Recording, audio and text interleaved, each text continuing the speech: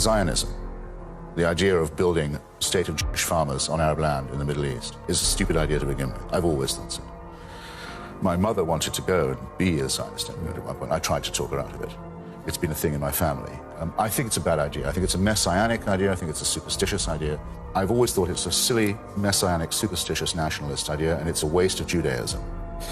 And it guaranteed a quarrel with the Arabs because it meant we're going to take away from you what's most precious, your land. Fourth generation of Palestinians brought up either in exile, in dispossession, or under occupation and humiliation.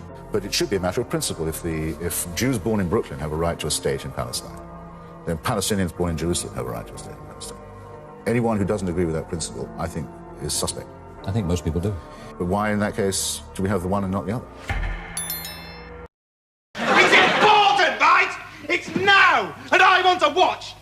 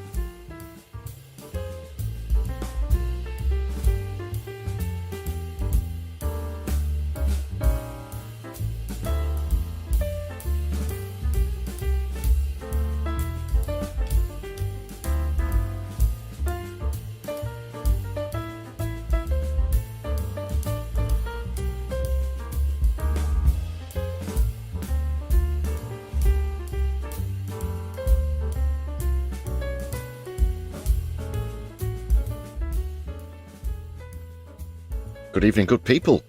Happy Socialist Sunday and welcome to the Sunday live stream on my left eye. I'm your host Lefty, you're all very welcome here this eve. Solidarity everybody. Polite reminder, as you can see, no football spoilers in the chat please. This is a spoiler free space this evening. Thanks to the late great Christopher Hitchens for that little introduction there. More on Zionism to come later in the stream. With it being a Sunday, of course, we'll shortly be going over to Keith's Fondue Lounge, or potentially one of the last times. In fact, we're currently having to milk all of the content or features that we have pertaining to Keith as much as we can, as his tenure may not last much longer. That is according to mainstream pundits. We will be going into that matter, of course, as we get into the stream. So yes, full approximate list of what's coming up on stream in the lounge in just a moment. Just quickly want to say, please do hit the thumbs up button on the stream. Help give us a bit of a boost if you can this Socialist Sunday. We have Nina Sadie, who was first in the chat and also celebrating a month anniversary. It's been great to have you with us for 14 months, Nina. Solidarity. Can we please big up Nina in the chat, everybody? Emma Richardson's also here with us. Hedy Lukill, nice to see you, brother. We have a Doc in the house. Doc Davies, nice to see you. Daniel Craig, good evening. Yeah, the opening Yvette Cooper test card, brought to us, of course, by the fantastic Agitator. Instead of BBC colour, it should be BBC, of course. More on that to come on stream as well, actually.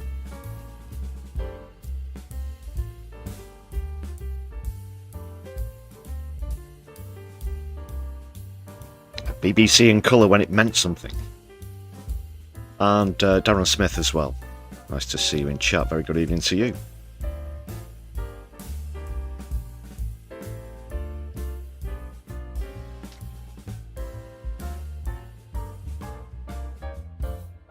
And you can hear the fantastic jazz in the background there. That's Harvey Ranger and the Supersonics, who are with us every Sunday.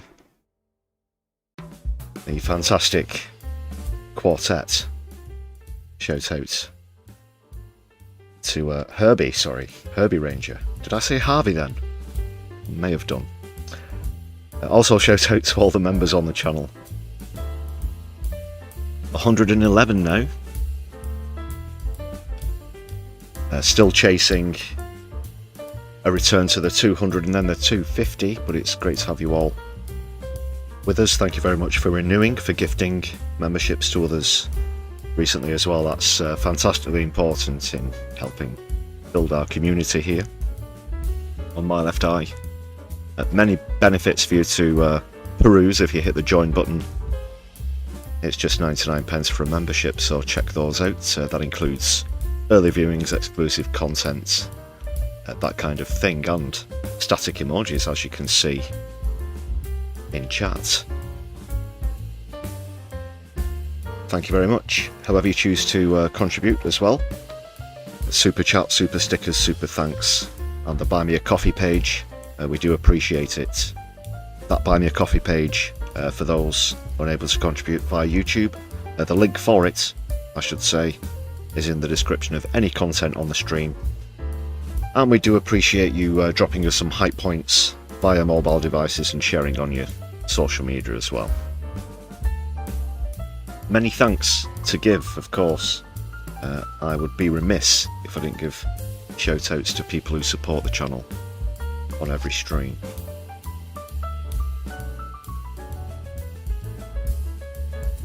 We haven't had too many streams this week, actually. A couple of videos out though, so please do, again, go and watch those. Drop us some hype points by watching on a mobile device and hitting the thumbs up button. We're just trying to, keep on top of things where videos are concerned. It seems to have lagged off lately, or dropped off lately, as it were.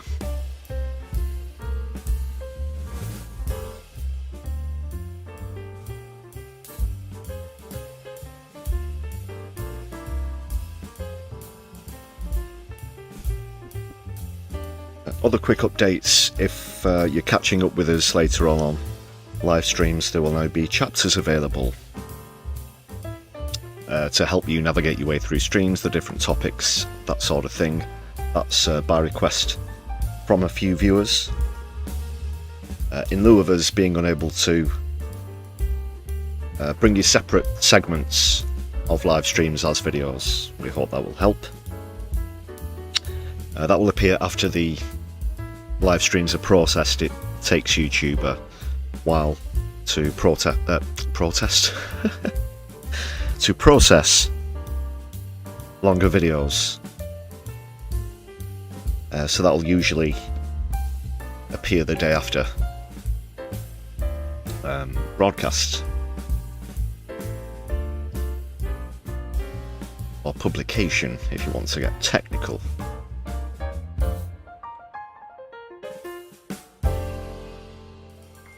Which we sometimes do. Thanks again, Herbie. JK's with us in chat as well. Nice to see you, brother. We're going to jump into the Fondue Lounge. You're just in time. Hope you brought your appetites with you for what, again, could potentially be one of the final times. One of our long-running, in fact, features. One of the longest-running, if not the longest-running feature on the channel, on live streams. Could perhaps now soon come to an abrupt end. We'll have to see. So eat hearty.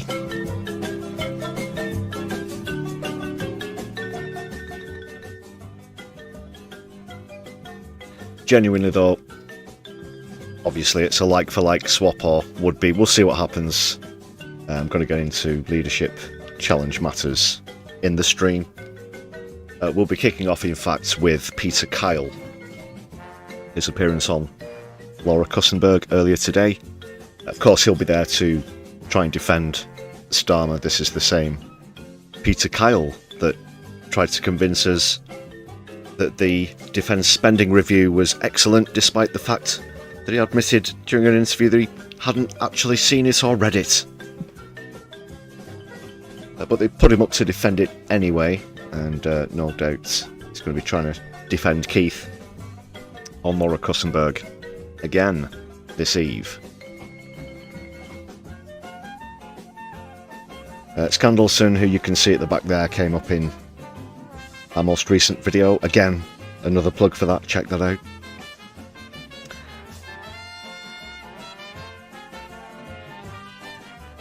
We'll be actually opening with this appalling attack that took place in Edinburgh yesterday, and a bit more about the press's reaction to that as well, or lack of, shall we say, compared to other recent events.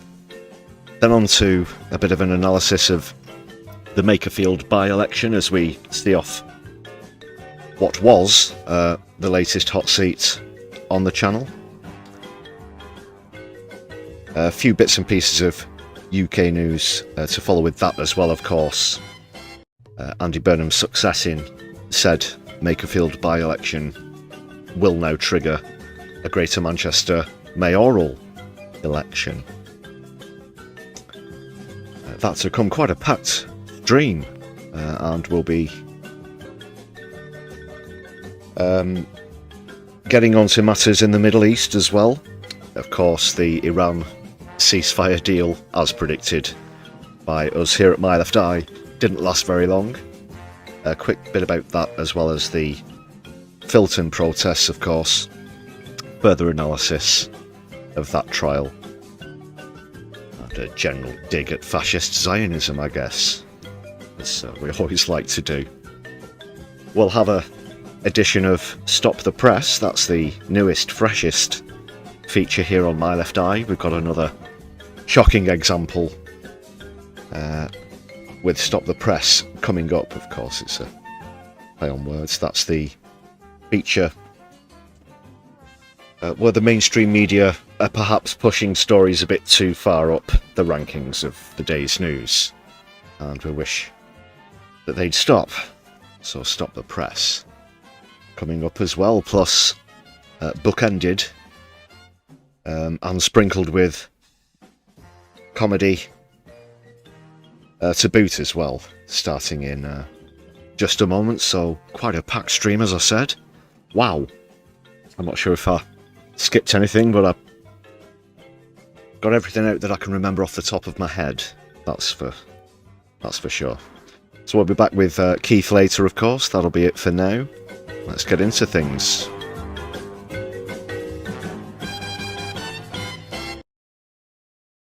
Catch you later, Keith.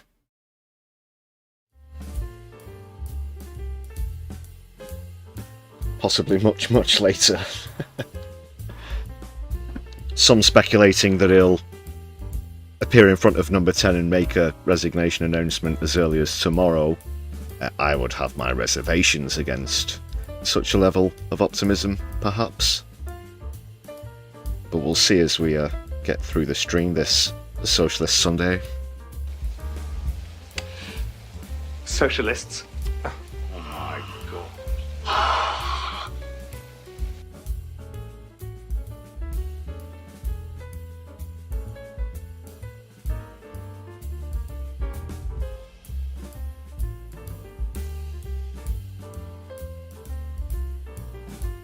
Can you dig it? Can you dig it? Can you dig it?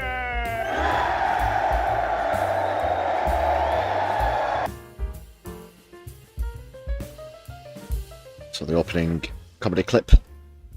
Before we dive straight into something, I'm just sort of buttering you up with something light-hearted before we get into a more serious matter, of course.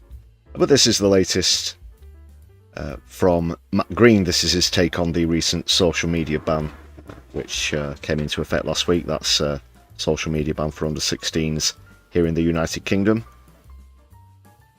Matt Green Comedy is where you need to go to. There's a link in the description as well to check out more content, and of course subscribe to this fellow YouTuber's channel as well. It was all going so well. We started tripping over his words. So yeah, this is another great one from someone who features regularly on the channel, Matt Green. Let's see what's happening. The government is increasingly concerned about the massive and growing toxic waste dump that millions of people swim in each day, the one run by a madman who's hell-bent on destroying the government and installing a fascist regime.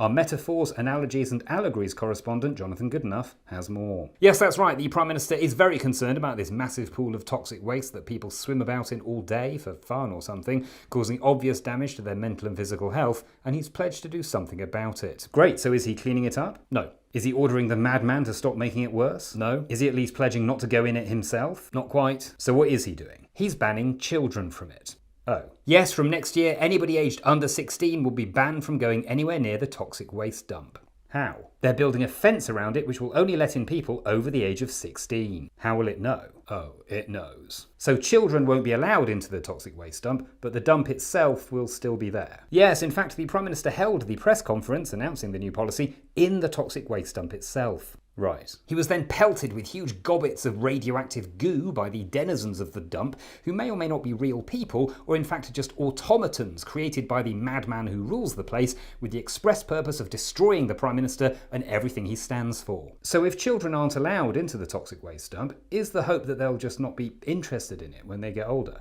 I think that's the hope, but to be honest, the fact that everything that adults do ends up in the toxic waste dump, including this programme, may mean that the appeal is too strong. And I'm already hearing about people having plans to hold special Welcome to the Toxic Waste Dump parties instead of Sweet 16s. This policy doesn't seem entirely thought through. Well, that might be because the Prime Minister is likely to lose his job soon and is leaving this as a little present for his successor to work out. That seems a bit irresponsible. Well, you have to remember, he has been spending a lot of time in the toxic waste dump. The one run by a madman? No, Westminster. Thank you, Jonathan. Next up, a shocking video of a horrific crime, which may or may not be real or instead AI generated. But either way, it'll keep you watching, so does it really matter?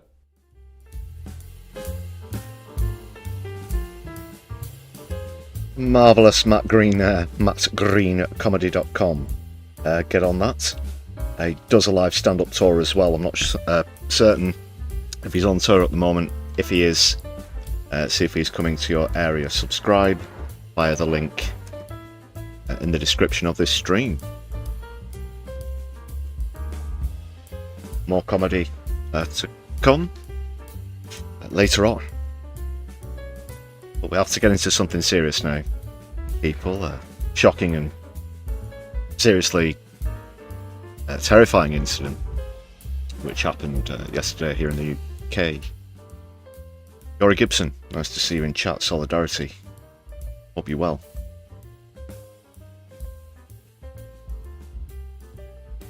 Now, a lot of you will, of course, if you're in the UK already, be aware of this. Here's a bit of footage of the incident. Don't worry, there's nothing strong. There's no footage of the actual attacks in this, but it does show the perpetrator around the time of these attacks, where 5 people were injured in Edinburgh. Apparently this was racially motivated. That was made clear by a testimony given as this absolute moron was arrested after stabbing 5 people. Here he is.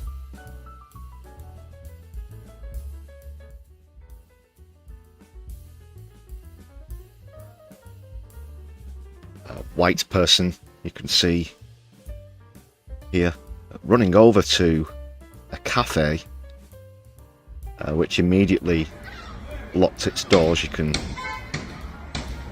see now he's trying to smash his way in, quite unsuccessfully.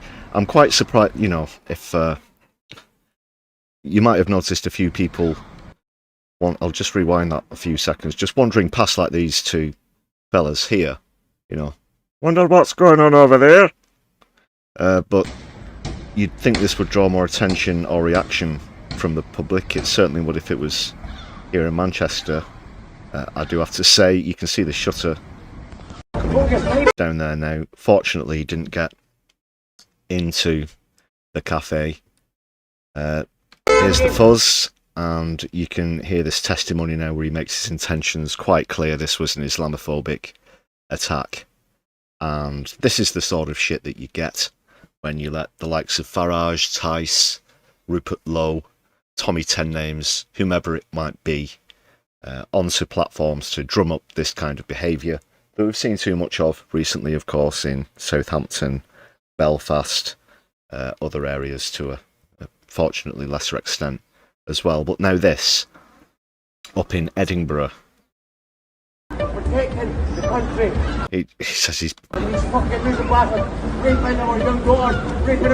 He thinks he's some sort of one-man vigilante. Enough is enough! And this, I would assume, goes off of the back of this ludicrous claim from the far right, mostly, well, the blame lays squarely at the feet of Rupert Lowe, I should say, with this ridiculous grooming gangs report that he's issued. It reads like the ramblings of a drugged horse. Recently on social media, in fact yesterday, Zara Sultana, your party MP, of course, for Coventry South, the great socialist, I'm sure you're all familiar with her, made a post on social media referring to this, of course, asking Keir Starmer if there would be a Cobra meeting.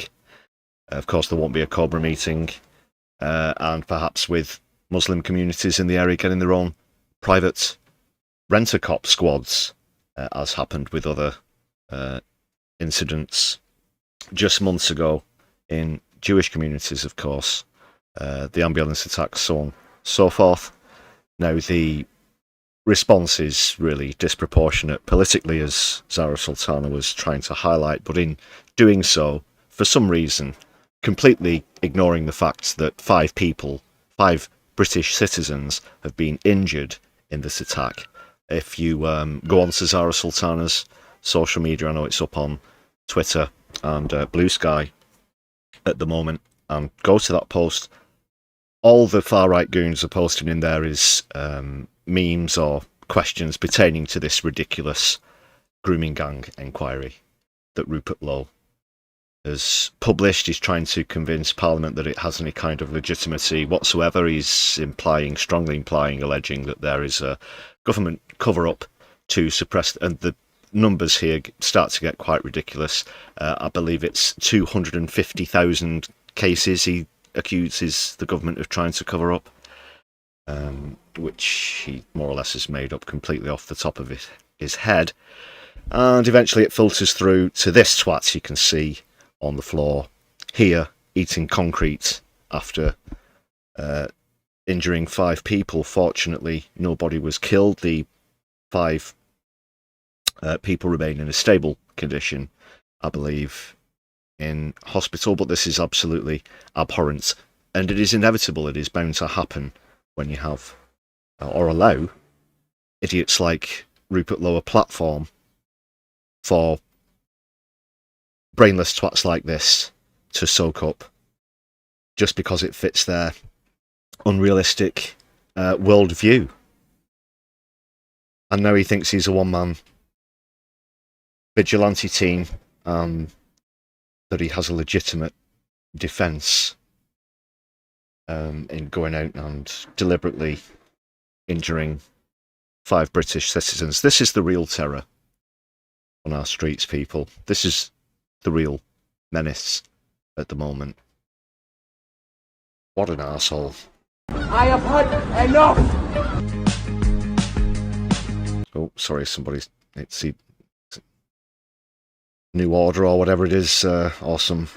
I don't know if it's copyright free or not. I'll just have to mute that for this part, whatever that music was.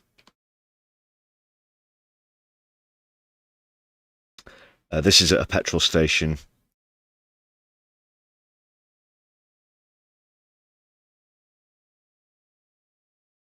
I think that's a quote from one of the witnesses. Is the music still on? I'll just check. It was like screaming, yeah, absolutely fucking Muslims. On the plus side, I don't think anyone was actually hurt. Obviously, with a statement like that, as he's being arrested, it's undeniable. It's undeniable. The far right don't have a leg to stand on where this is concerned. But I have seen some very, very poor efforts shortly before I came on stream, actually, with, oh, what happened to not talking about it or the motivations until the police make a statement. Well, in this case, he's said it with his own, twatty mouth. He's incriminated himself as he's being arrested that he's carrying out racially motivated attacks. You do have the right to remain silent when you're arrested. He recused that right and chose to incriminate himself instead, clearly stating his disgusting motivations. And he's currently contained.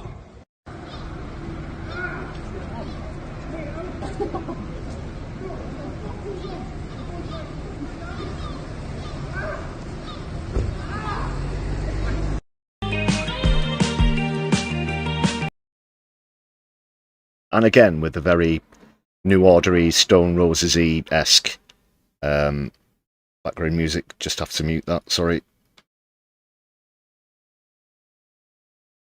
And I think that it's almost over now, the video. You can see he smashed some windows of cars in the petrol station. It appears, is that where that is? Yeah, as well.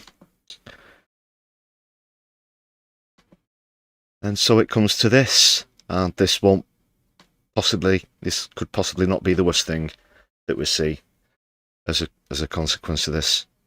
And they think that they have free license because of absolute wankers like Rupert Lowe, Nigel Farage, Richard Tice, Tommy 10 Names.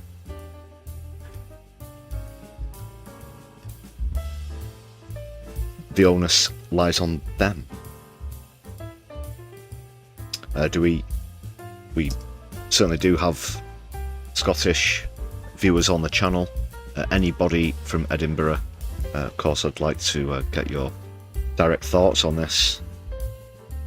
And the media response as well, of course, because down here in England, the right-wing press haven't said dick about this. I did pass a newsstand earlier. There were only a few copies remaining, but none of them had this on the front page that I saw.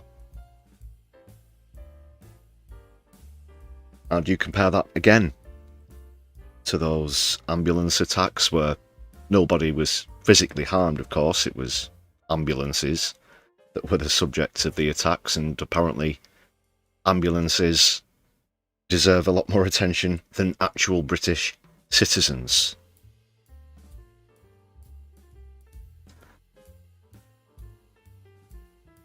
So yes, do share your thoughts on that with us in chat or in the comments if you're watching back later. That is super important as well, comrades who are watching back later on.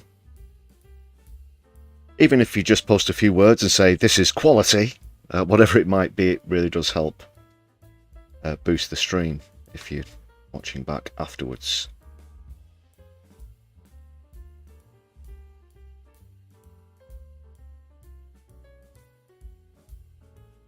And very, very little attention from Keir Starmer as well, where that case is concerned. We'll probably get a passing comment at PMQs about how sad it is, and then he'll just move on to one of his pre-scripted, air quotes, jokes that he didn't even write himself, or swiftly change mood. Certainly not, again, the response from Keith that we saw from those ambulance attacks.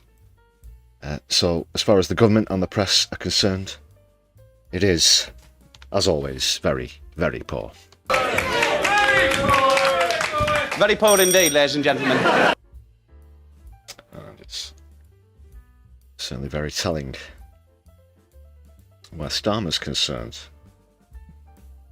Must move on now, though, as we do have a lot to get through.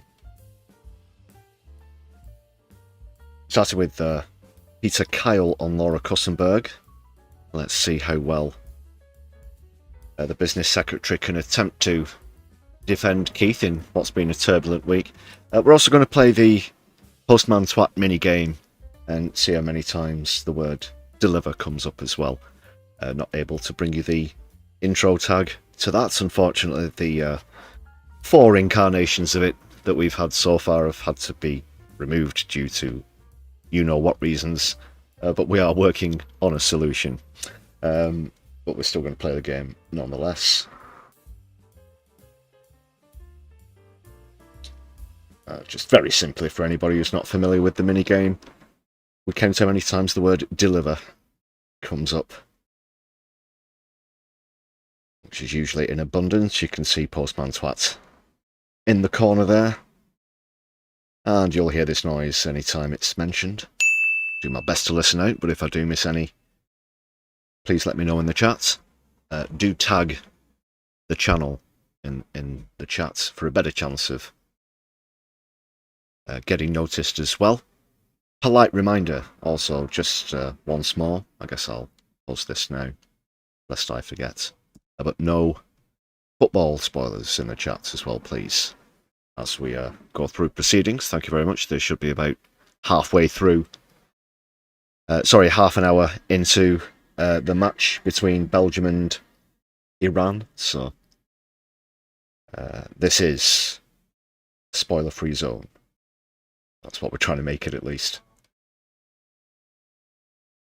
Okay, so there's Postman Twat. Let's see how many times he comes up. Laura Kussenberg. She does politics, you know. Yeah. Take it away, Laura. You overpaid, very So in the overpaid first week shit. of January, you might remember, Sir Keir Starmer told you and me that he would still be Prime Minister by 2027. That now looks unlikely, to say the least. Dreadful election results in May, the Health Secretary resigning, the Defence Secretary walking out. And then this week, Andy Burnham, who's never made much secret of his ambition, won the Makerfield by-election handsomely. And he hopes that will lead him to number 10. The future of our country is at stake tonight. The contest could be the most important by-election in modern history. Andy Burnham is duly elected. Thank you. What does he do next and when? Everyone can feel that the country isn't where it should be. Next stop, Downing Street. If there is a contest, just to be clear with you, then yes, I will run, I will stand, and I've said repeatedly, I'm not going to walk away from that. This now is the change moment. You're running away from questions, Mr. Burnham. Come on, Andy, on some questions. Over the coming days, the Prime Minister and Andy can speak and agree a managed way forward. Well, let me show you what's happening in Downing Street right now. Not much outside, but who knows what is going on behind that famous front door. Well, someone who can hopefully shed some light on what is happening is the Business Secretary, Peter Kyle. Welcome to you this morning. Thank you for coming in. We heard there the Prime Minister say on Friday he would fight any challenge to his leadership. Is that still true? Well, he's fighting for our country, and today he's hard at work, as he has been every day that I have known him as leader of the Labour Party and Prime Minister. He's also making time this weekend to try and reflect on the political challenges that he faces, our country faces, our party faces. Is it still true that he would fight a leadership challenge? These are decisions for Keir to make, and that's why I said that he is taking the time, as well as dealing with all the issues that a Prime Minister deals with over a weekend, a very busy weekend, that he's also taking the time to think through what the political realities are today compared... Well, it won't take him long. He should just look himself in the mirror and say, you're absolutely fucked, mates, because that's the reality. Andy Carter, thanks for stopping by. Nice to see you as always, brother. Solidarity this Socialist Sunday. And Tim Wilson Davies there as well. Solidarity with Palestine, of course. Always on my left eye, viva viva Palestina. Last week, the week before, but I know that he's a Prime Minister who always puts country first, and that he'll be framing every decision that he makes today on behalf of the country in his day-to-day job as Prime Minister, but also when he thinks about the party going forward, it will always be about what's in the best interests of the country. You say he's now reflecting on what Socialism. To do. Socialism is what's in the best interest of the country, and he sure as shit isn't going to deliver that. Is a very clear signal that he is thinking about resigning or spelling out a transition to Andy Burnham. I'm just not going to... I know it's frustrating for your...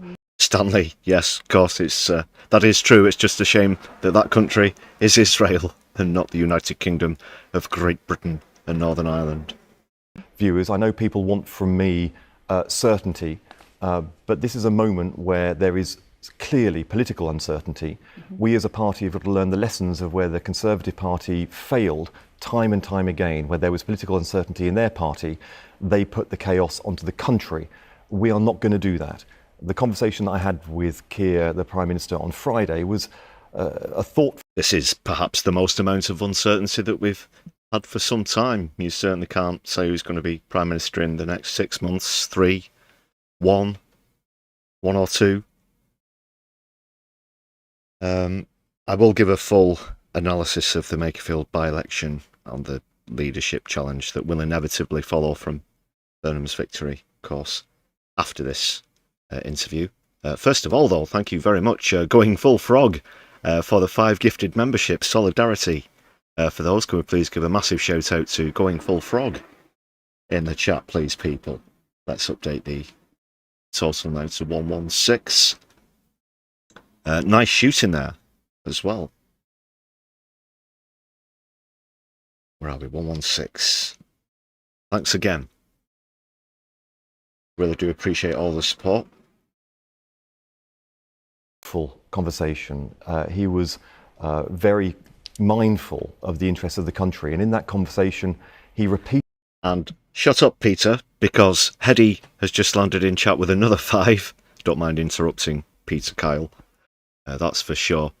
Massive shout out again to Hedy, please, everybody in the chat. Long-time viewer and supporter of the channel. Do appreciate those 5. It takes up to 121 awesome stuff. Can we keep this hype train going, as it were? Choo-choo, people. 121 now. Excellent. Yeah, great to see the solidarity there from Hedy and Going Full Frog. I love that username as well. Awesome stuff. Carry on, Peter. Let's get... It's not too long, this interview, thankfully. And just a reminder, we'll only be looking at the Peter Kyle part of Laura Kussenberg. If you want a more in-depth analysis of Laura Kussenberg, the full show, I do strongly recommend Helena at No Justice, No Justice MTG, alongside Kevin Logan at Ploppy111 for their more in-depth and granular analysis every Sunday. Said to me and asked my advice on what I believe the country wanted at this moment in different circumstances. He never once acted... Because the panel is awful.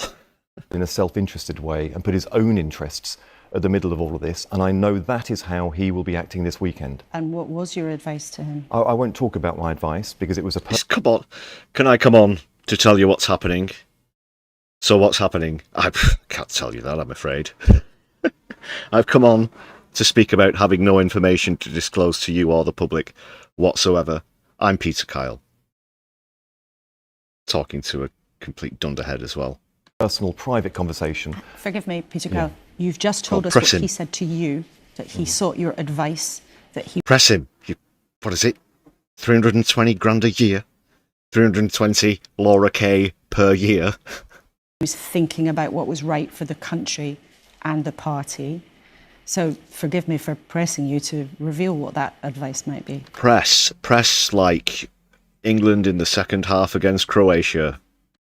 It was a personal, private conversation. What I wanted to do, because I've seen so much reporting that is completely out of kilter from the experience that I had, and there was just the two of us in the room, I wanted to say that he was very thoughtful, he was professional, and he led through a conversation about the challenges our country faces, about the political issues which are unfolding at the moment. This is pure boardroom. Do you expect us to... He sat down and sensibly discussed all these things? No, he's been completely shit in his pants, and it was more a conversation along the lines of the, you know, the context of, what the fuck do I do?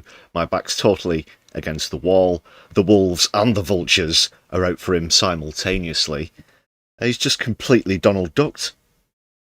And ask my views. So I'm not giving away the details of it, but I am talking about the tone and the content. It's really important just to spell out for people. We are a tight... I don't fucking believe that. No. It's probably been a hideous shit show of panic, the highest order. Don't buy this. Also, we all sat down and had a very good, serious conversation about the future of the British public and the direction that the late... No, don't buy that for 1 second. Fuck off. Carry on, though, nonetheless. Party. Just look at the panel that you've got there. You've got Luke, who served on my ministerial team until recently. You've got Jess, who I supported for leader. You've got Toby, who I served in the shadow education team with. Case in point. The lack of variety on the panel. It's not going to be an open discussion, pros and cons of this. It's just essentially you know, three people using slightly different ways to all agree with one another because they're all just neoliberal shithouses, pointing over to the panel and say, oh, you've got a really tight panel there with these dickheads who are part of the problem. It's an insult. It's a complete setup. Small private conversation. What I wanted to do, because I've seen so much reporting that is completely out of kilter from the experience that I had, and there was just the two of us in the room, I wanted to say that he was very thoughtful, he was professional, and he led through a conversation about the challenges our country faces, about the political issues which are unfolding at the moment, and asked my views. So I'm not giving away the details of it, but I am talking about the tone and the content. It's really important just to spell out for people. We are a tight party. Just look at the panel that you've got there. You've got Luke, who served on my ministerial team. So yeah, by tight party, all parachuted in, neolibs, Starmerites, the thing that you set up, well, you set yourselves up to fail, really, with this. And now you haven't got a leg to stand on. Until recently. You've got Jess, who I supported for leader. You've got Toby, who I... Jess Phillips. Whooped it. Yeah, we're all falling over ourselves here, Peter, to find out what Jess, stab you in the front, Phillips 2 cents are on this. It's a terrible panel. Served in the shadow education team with. We are a tight group of people, and we are now... Tight in what? Fiscally tight as well, in the sense that you steal winter fuel allowances away from pensioners and then expect us to grovel and kiss your feet when you're forced to return it to them. That's what, you know, the 2-child benefit cap as well. Unbelievable. Facing a period of political uncertainty, and we need to find a way to get through this that puts the country first. This is what we are trying to do. I hope people see the actions of the Prime Minister and the actions that I have taken as Secretary of State at every... We do. The population do live it every day. We can see that the struggles are still the same, if not worse, as they were under the Tory party. And that's the elephant in the room that you can't acknowledge. Once again, you've done this unto yourselves. We knew this was coming. I've been talking about this since long before Labour were elected into office, of course. And now here we are. Point, not just in the job, but in the political realities that we faced in the last few weeks. It is how we maintain the authority of a government, the authority of this Labour government, and the authority of a Prime Minister as we go through what is, I acknowledge, a period of political challenge. But how can the Prime Minister... A period of political challenge. ...have any authority when more than 100 of his MPs have said he should go? We know that the Energy Secretary, the Home Secretary, the Foreign Secretary, the Transport Secretary and others have told him he should think about moving on. That authority has gone. Well, when you say you know, it has been reported. And what's been reported about my conversation with the Prime Minister bears no resemblance to how the conversation unfolded. So I'll just put that out there for your viewers to make their own But I will also say to viewers also that conversations that we have had here at the BBC have made it absolutely clear that in those cases, those are views that have been conveyed, OK? The Prime Minister has invited a range of conversations with trade union leaders and others who are involved in running the country and upholding... The trade union leaders hate him. ...the authority of the country. So these are the things that I think he will be making time in a busy schedule to think about this weekend. But look at actions. I mean, don't look at the words. This week, the Prime Minister was in G7. He sat with Modi and had a meeting with Prime Minister Modi. They got, through negotiation, the India trade deal finalised and will now be implemented so that next month it will be fully explored and exploited by businesses. 4 million children in poverty, Peter. 4 million children in poverty. A Prime Minister that doesn't have an authority doesn't do those deals and doesn't have the ability to get those sorts of things across the line because they are tricky, difficult negotiations. So we have the highest energy bills in Europe and an outdated and obsolete transport system, Peter. The Prime Minister, at this moment in time, is exercising his job as Prime Minister with authority. We have rivers full of shite, and we're expected to pay hand over fist for those as well. I want to make sure that I do my part to ensure his authority through this period. Now, I can't predict the future. I don't know what's going to unfold in the days that lie ahead. I don't know the decisions that he will make on behalf of our country as he considers these issues and then makes decisions.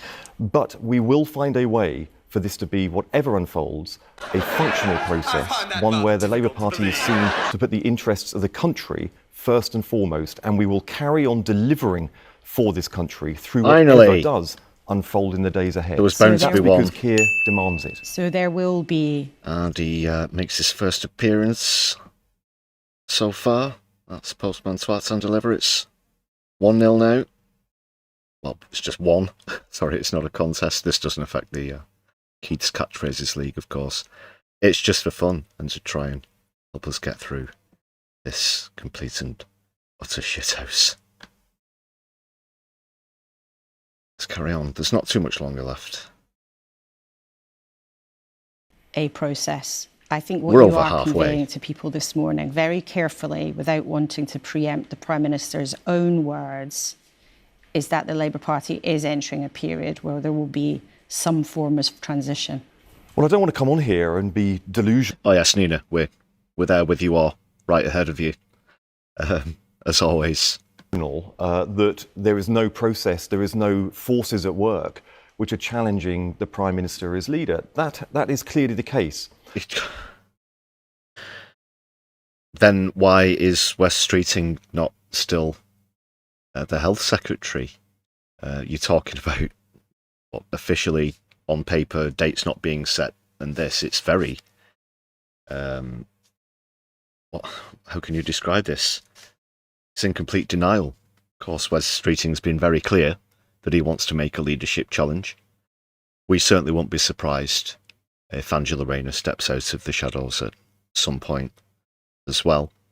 We'll get on to Andy Burnham, of course, following this interview, but to sit there and think that there is no challenge or threat to Starmer's leadership is just pure ignorance. It really is. This is very, very poor indeed. So I'm going to do the thing. Right, carry on.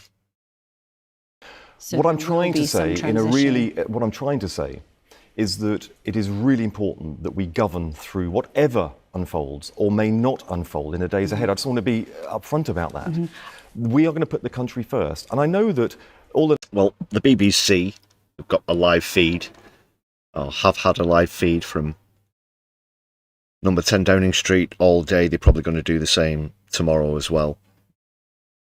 A lot of people are speculating on social media that resignation could come as early as tomorrow or Tuesday. I doubt that, because just on the pure hubris that Starmer has, the stubbornness. He's gloated in the past that he's never stepped down from any position except to, sort of move up the ladder. He's never been forced into a resignation or anything like that. So I don't think that will happen.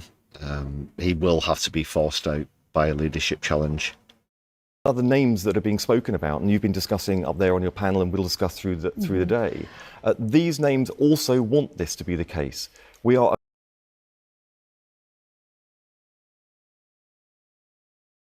All the other names that are being spoken about, and you've been discussing up there on your panel, and we'll discuss through the day.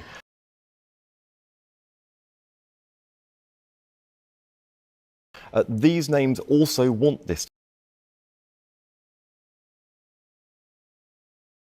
So you've got Jess Phillips in the middle there on this super panel. Yeah. Good odds now, it's going great. We're getting right behind here. Yeah, very strong, powerful message for the future of the country. To be the case. We are committed as a Labour Party to learn the lessons of the Tory party in government and make sure that we get through these whilst always being focused on delivering for the people of this country. And that means... That's two. That means that's two, Laura. Oh, you got something right for a change. Only by coincidence, though. That's two mentions now. He always comes up in Starmer's defence, doesn't he? It's inevitable. I think you're hinting, but I think you're saying as clearly as you can, that means some form of orderly transition. No, what it means is whatever unfolds, we must put the interests of the country first. And that means nothing. That's such a hollow, vacuous statement, Peter. Just really address the issue. Is he going to fucking go or not? That's the question that you're being asked, and we don't give a fuck about you ridiculously romantic discussions that you've had around tables away from the public, or whatever intentions that you say you have. Just really, please address the issue. Cabinet Minister, and I want to point out to people that it is notable and important when you listen carefully to a Cabinet Minister saying the Prime Minister is thinking and reflecting to be ready. No, I don't think he'll go now. Like I was saying earlier, just out of hubris, he'll have to be voted out in the leadership contest, I guess. And Nina said, yes, we should be concerned if Burnham starts talking about tough decisions, difficult choices. We're already seeing him say a lot of the same things that Starmer has. I'll get onto that directly after this, actually. And someone's dug up quite a shocking clip from the late 2000s, I think it was, a short time after Burnham came into Parliament, and it really is quite shocking. Stick around. So that the country can be stable through whatever unfolds. That is a world away from what the Prime Minister and you and other ministers have been saying in recent weeks, which is he will fight no matter what. That's changed, Peter Kyle. Well, I've just watched your show too many... At least Laura Kussenberg is aware of that he's made those statements. ...times in the past and seen people in my position come on these programmes and look like they're completely detached from the reality that everybody knows is there. Don't sit there and talk about being detached from reality with everything that you just tried to convince us. Even fucking Jess Phillips there doesn't believe it. Yeah, right. Pull you the one, mate. And the reality right now is that there is processes underway. Literally doing the eye-rolling thing and looking at the sky. It's that obvious. There are people Phillips, who seek to challenge Keir. Now, the shittest poker face in the world. I don't know for fact what the next few days will entail, but what I am saying with absolute categorical certainty, assure you I've not skipped the clip is that back. the collective endeavour of this government, its He's just secretaries saying of the state and same thing over and over again, led by a prime minister that always puts country first, is to make sure that we maintain the authority of this government and we carry on doing so, whatever may be the case. Just in the last week, you've seen economic figures, unemployment has started to... It can't really take authority in what is basically a mutiny, can you, Peter? That's being detached from reality. Fall, growth is still being maintained. These core driving factors that are turning a corner of our country, getting to the point where our public services are benefiting because we're now able to invest in our public services responsibly based on the fiscal rules that the Chancellor has... No, you're not. You've just literally all week been going on about cutting these things and things like welfare for the sake of this precious defence spending plan that we're all supposed to get behind. And after you've taken more benefits away and stripped public services even further, we're expected to then be able to fiscally invest in your fucking war bonds that you've been plugging, you absolute warmongering shithouses. Get to fuck. Get to fuck, Peter Kyle.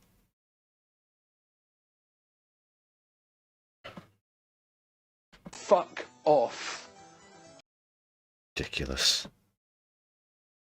By steadfastly, these are now benefiting, and that will continue to be the case through whatever may or may not unfold into the future. Well, that is what you would like to happen. But many people watching this morning might think that Labour is on the cusp of doing precisely what you promised the country you wouldn't do. Change leader, have political chaos, look shambolic. We're going to hear from the former Cabinet Secretary, Lord Case, a bit later.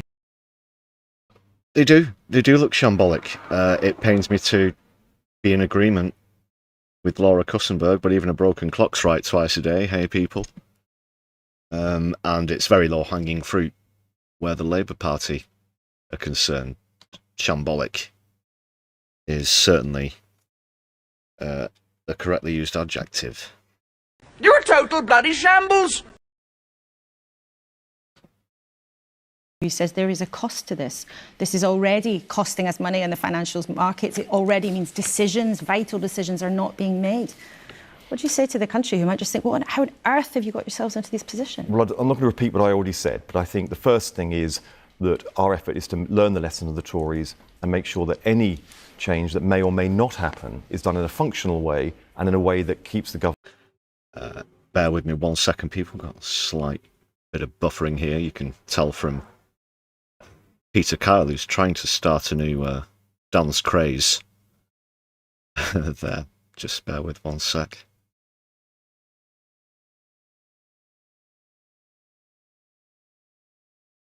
That should be resolved now. Thank you for your patience. And a shout out to our Primate IT team that we have here on My Left Eye. Quality response as always. Especially from Caesar, who some of the staff claim to have heard speaking, but I don't quite believe that one, although he just normally sits in the corner. A bit suspicious. The other lesson that the Labour Party needs to learn from the Tories that they never learned was that whenever they saw a challenge in their party, they always thought that changing the person at the top would fix everything. And that palpably, patently, is not the case in any circumstance. So we do need to, as a party, if we are going into this period where we're considering the impact of the defeat at the last local elections, that we think of the project as well. We think of the purpose of the Labour Party, and we think about why that was challenged in the period leading up to that local elections. These things cannot be solved by one person, and if there is a change, then that person needs to be cognizant as well, and we all need to be aware that the Labour Party, the leadership is more than one person. There are different leadership positions. No. Ever since he was elected leader, it's always been, my Labour Party will this and my Labour Party will that. The man, that is Starmer, wanted to try and take all of the credit, but claim no responsibility for any of the bad things that happened. That's where we're at, as failing to take responsibility for what he, excuse me, for what he clearly and openly declared was his Labour Party. Change begins now. In lots of different places, and we all need to bear responsibility for failure, as well as look to the leadership of the leader to lead us through success and challenge. If Keir Starmer does step down, ought there to be a contest? I'm not going to go answer any question directly on an if, because that's uncertain. Well, my approach to this has always been that contests are better wherever possible. That needs to be balanced with the needs of maintaining authority of a party through any processes that may unfold. But as I said, let's see. Do you think Andy Burnham would be a good Prime Minister? In September, when he made a lot of headlines at the party conference, you seemed pretty cross. You said, "It is a case study that sometimes fireworks can light up the night sky, but they also come back to earth with a solid thump." And a couple of weeks ago, you said, "Entitlement is not a qualification for leadership." Does Andy Burnham have the qualifications to run this country? I always try and be outspoken and frank in any moment in time. Henri, very good to see your solidarity in politics at that moment. From over the border. I think our party always is nice to see our Welsh friends here on. I look around from the 24 intake all the way through to our members that are coming through, and councillors and council leaders like the brilliant Bella Sankey down in Brighton and Hove, the council leader that in my area. Would Andy Burnham be a good Prime Minister? So Plants McGee, we've already covered that. That was the first item on the stream. The terrible attack in Edinburgh. Yes, feel free to scroll back a bit if you want to catch up with that. Just did a quick assessment of that awful attack and the media response to it. I think there is lots of people out there that have the qualifications, the temperament and the qualities to become Prime Minister.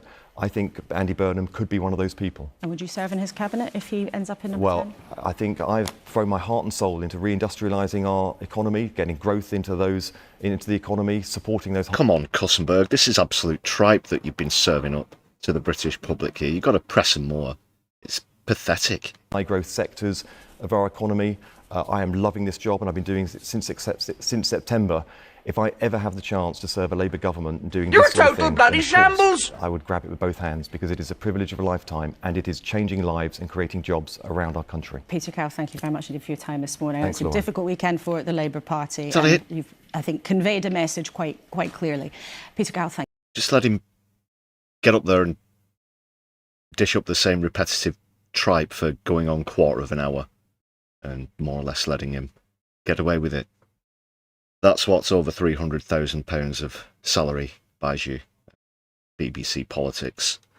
2 mentions of Deliver in the Postman Twat game, which is more or less the only thing that can keep you sane as you watch Laura Kussenberg. As well, of course, as the excellent analysis, as I said, of the full show from No Justice and Kevin Logan. Another shout out if you want to check out a more comprehensive critique of Laura.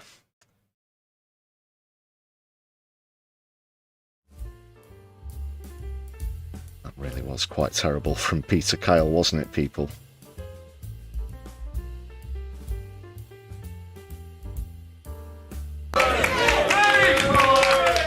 Very poor indeed, ladies and gentlemen.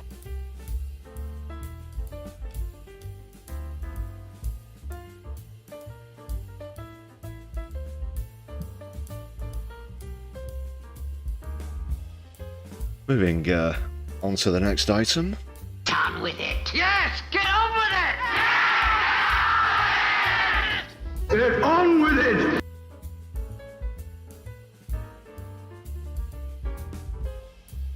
Bit more of a analysis of the Makerfield result. Of course, this is the first live stream since the election result was announced. Andy Burnham, of course, being the victor.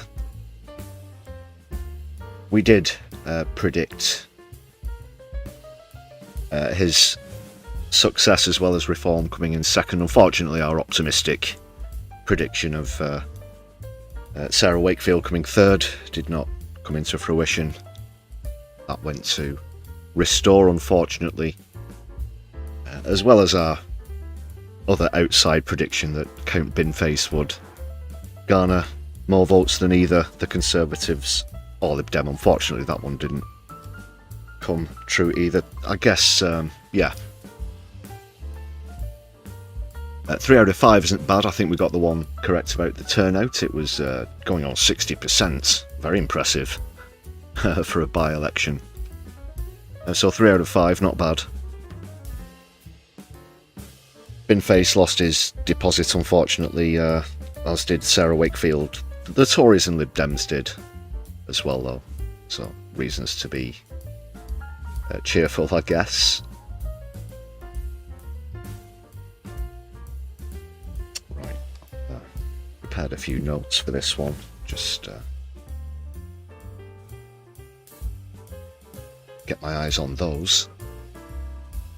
And remind you, please do hit thumbs up on the stream. Luke Garoo, nice to see you in chat. Slop quality from the Beeb as usual, of course.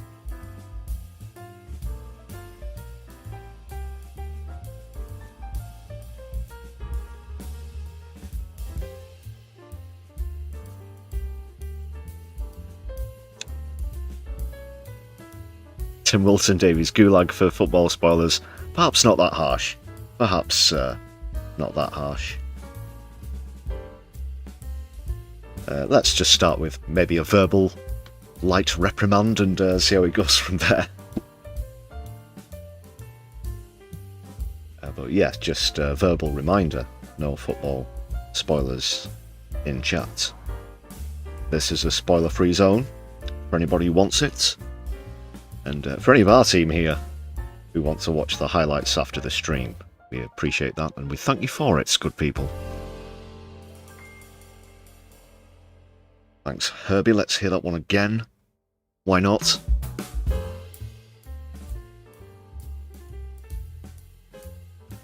Laura Kay couldn't make a dog's dinner. Very well put, Doc.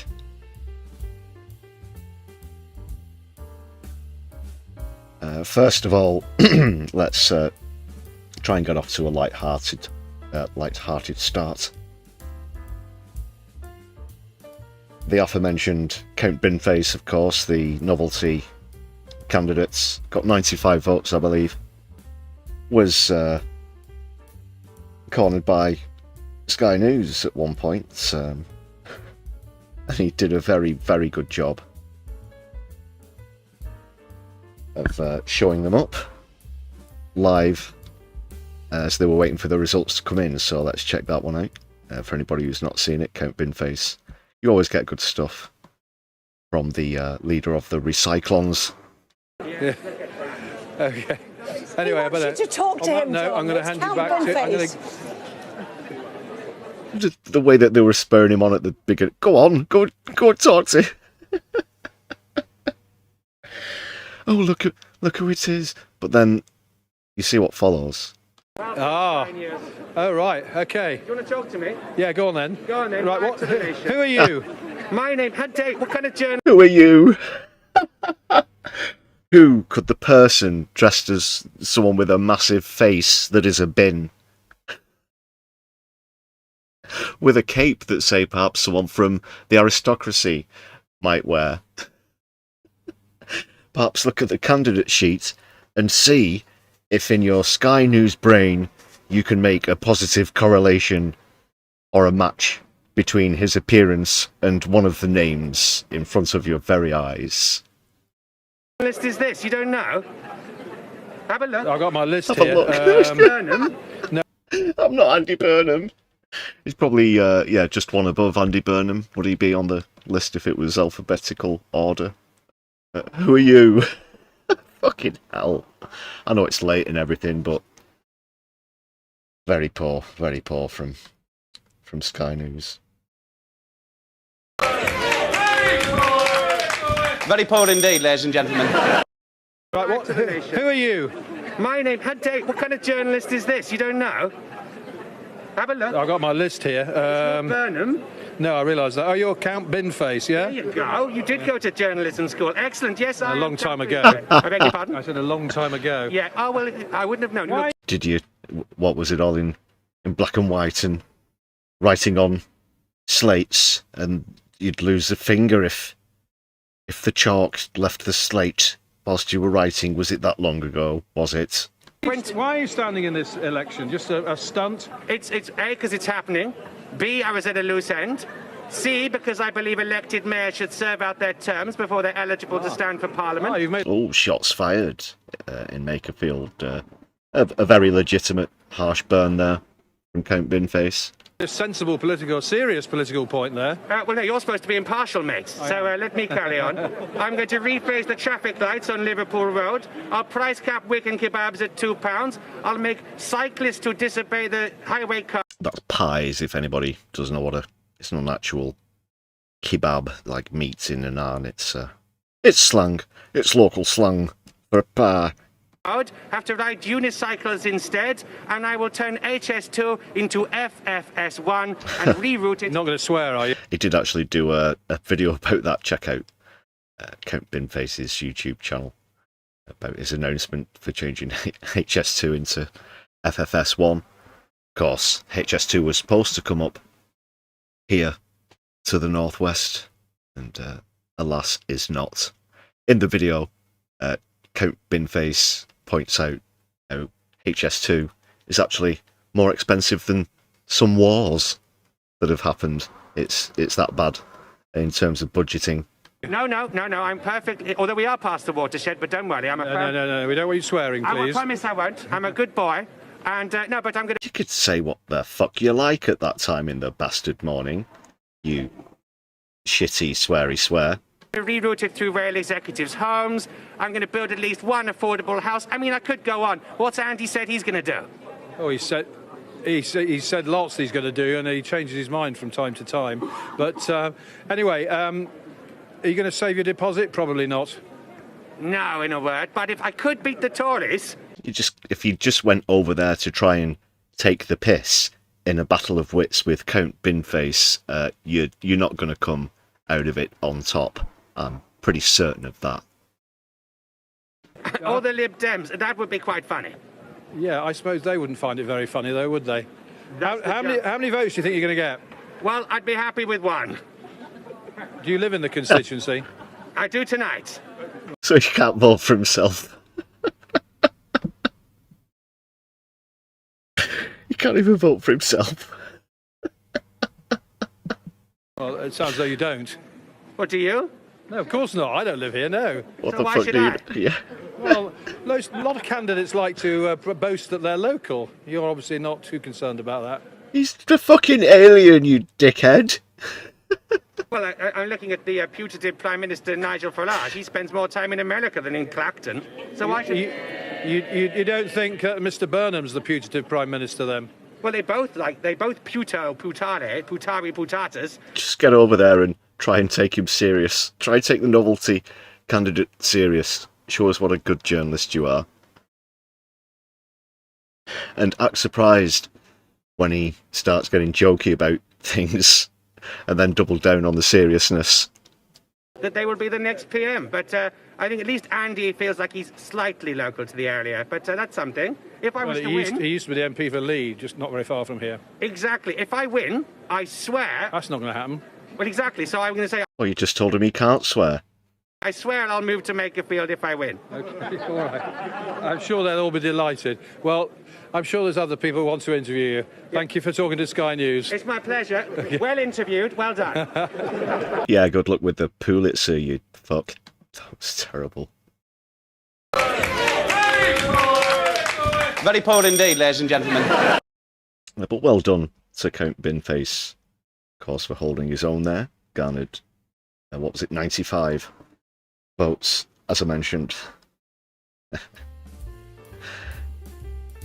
Yeah, fortunately his presence didn't do anything to sway or split the left-wing votes sufficiently or significantly.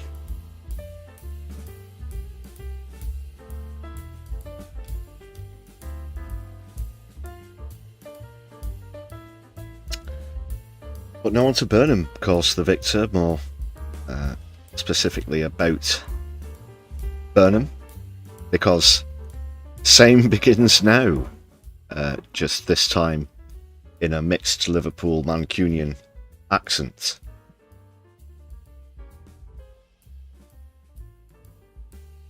So as I said, this clip has surfaced, and it's just one of the latest examples of why we can expect more of the same. Why, when it really comes to the crunch on a lot of issues, PR being one of them, return to the EU being another, a whole myriad of issues that Andy Burnham seemed to be leaning one way, and now all of a sudden leans the other. And of course, the subject of the genocide in Gaza has been raised with him recently. And shockingly, he described it as an issue that was too big for him to pass comment on. And it's hardly a surprise, because as this clip, which has now surfaced, shows, since I think it was 2008 or 2009, Burnham, it's easy to get confused, you see. Burnham has, of course, been a member of LFI, Labour Friends of Israel. And what we can expect to happen, should Burnham win a leadership challenge, has been spelled out very clear in this particular clip. Something which he hasn't taken back. He's still a member of LFI, as far as I'm aware. So the very first thing that he would do as leader is go straight to Netanyahu to take orders, I guess. And let's see what's happening. I think we need to now reach out, and we need to show that we are listening to people across the board, including in the community. It is clear that when we went into the last election, relationships were damaged. As leader of the Labour Party, I would make it my business to put those relationships right. And as a start of a 10, I can say tonight that the first foreign visit I would do as leader of the Labour Party would be to Israel, to show that message from the very start.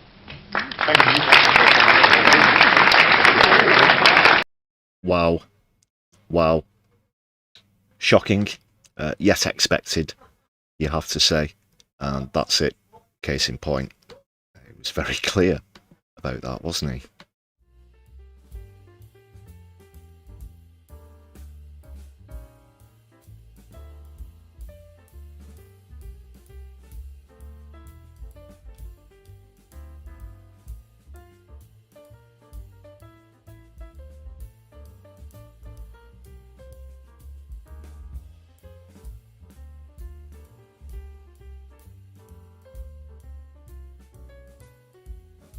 So, yeah, I guess I'll just try and give you my 2 cents on my overall analysis of Burnham's victory, but also the reaction that's come from Labour. A lot of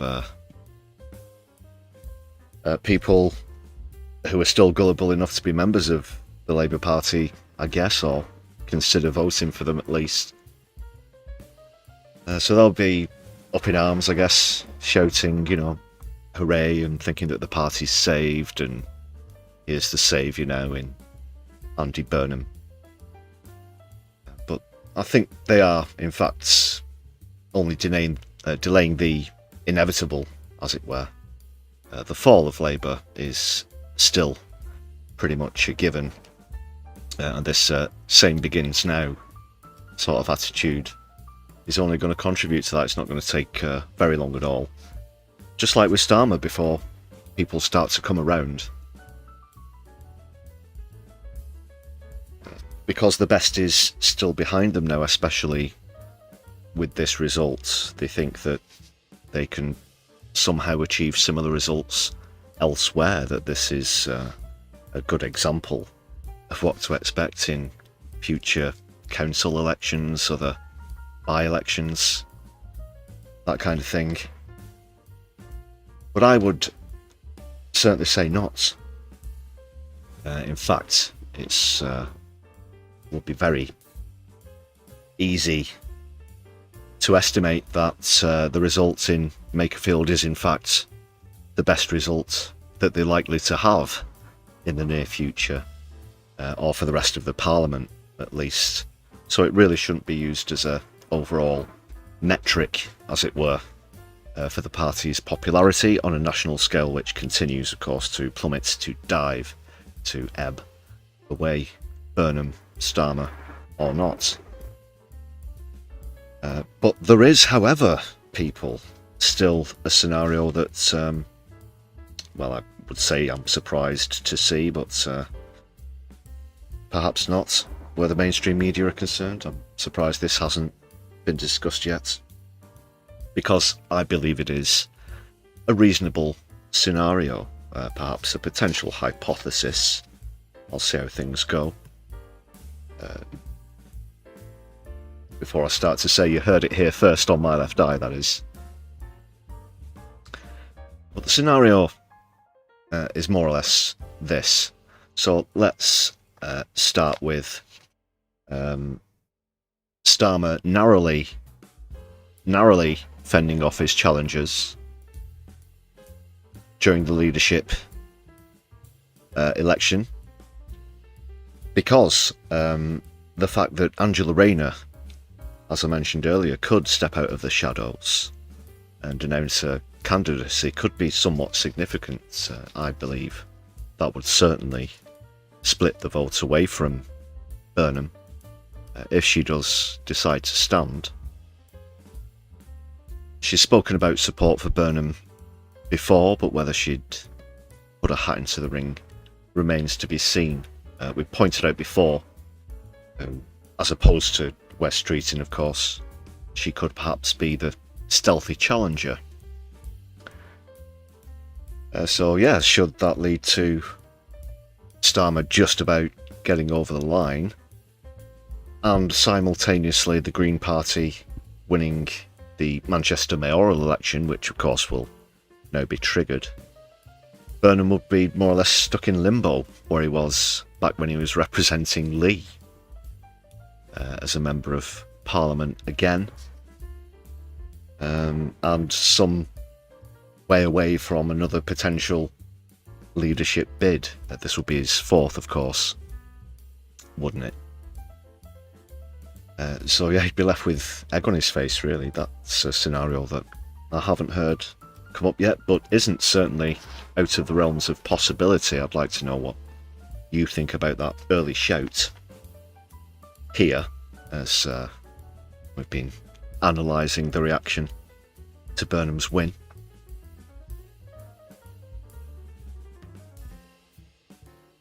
Because the Green Party did exceptionally well in Manchester during the local elections, that's why it's not so fantastical to suggest that proposition. So it could all be down to Angela Rayner, potentially. She could hold the key, not just to that, but to a whole host of things. Who knows? That remains to be seen. Just got to check the chat windows. Yeah, all good. I've been lagging a bit lately.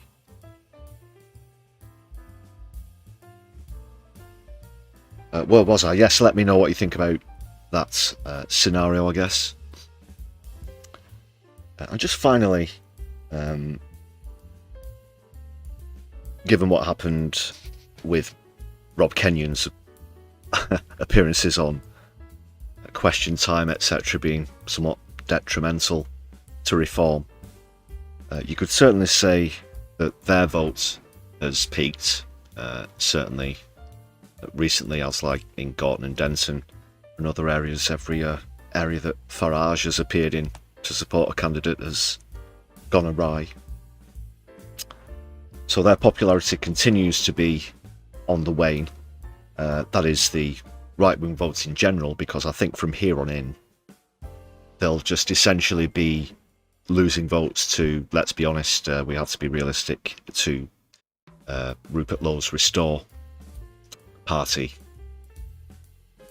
But that doesn't mean that Restore will find themselves in a sort of position of being a legitimate threat themselves. You know, the popularity for both of them combined has probably now peaked, as I said, but they'll continue to pass votes between themselves, or some, a very small amount, I think, could ebb away back to the Conservatives, but you're talking about the very low single-digit figures where that's concerned.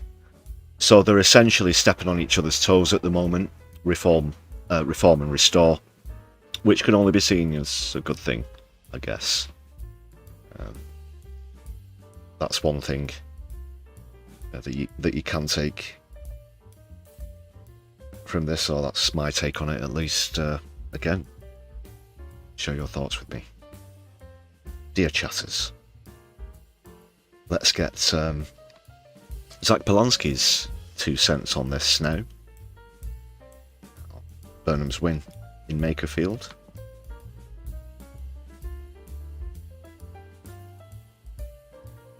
Again, some people have speculated that the fact that the Green Party lost their deposits in Makerfield spells doom for them as well. That certainly isn't the case. And, well, hopefully you're going to find that out with the Greater Manchester mayoral elections coming soon. But for now, let's stick with this, what was a hot seat now, I guess, for the final time. Given what we've just seen in Makerfield, and it looks like Andy Burnham is potentially going to be going for the PM, I wonder if you have much hope that Andy Burnham is going to be... Someone in the background, though, was particularly shocked at hearing that Andy Burnham was going to go for PM and drop the glass. And it looks like Andy Burnham is potentially going to be going for the PM. He's what? I wonder if you have much hope that Andy Burnham is going to necessarily... Sorry, this is a serious channel about politics and society from a left-wing point of view. Just we try and keep ourselves amused sometimes. Be a step in the right direction for the Labour Party. I saw you congratulate him online, but perhaps, what do you want to see?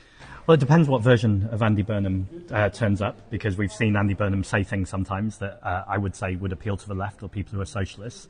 On the other hand, though, and I think the body of evidence weighs very much the other way, we've seen someone who's applauded Shabana Mahmood's immigration reforms, someone who has said that they're going to stick to Rachel Reeve's fiscal rules, despite the fact they're devastating our economy, particularly working class communities in this country, and someone most devastating of all who won't even recognise a genocide in Gaza.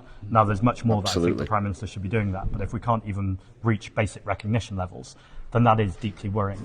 Now, I don't want to be churlish. If Andy Burnham was maybe not doing those things because he was in Makerfield and we're about to see a transformation of someone who is much stronger on those issues, then that's someone that I still would be happy to cooperate with. I think pluralistic politics is important.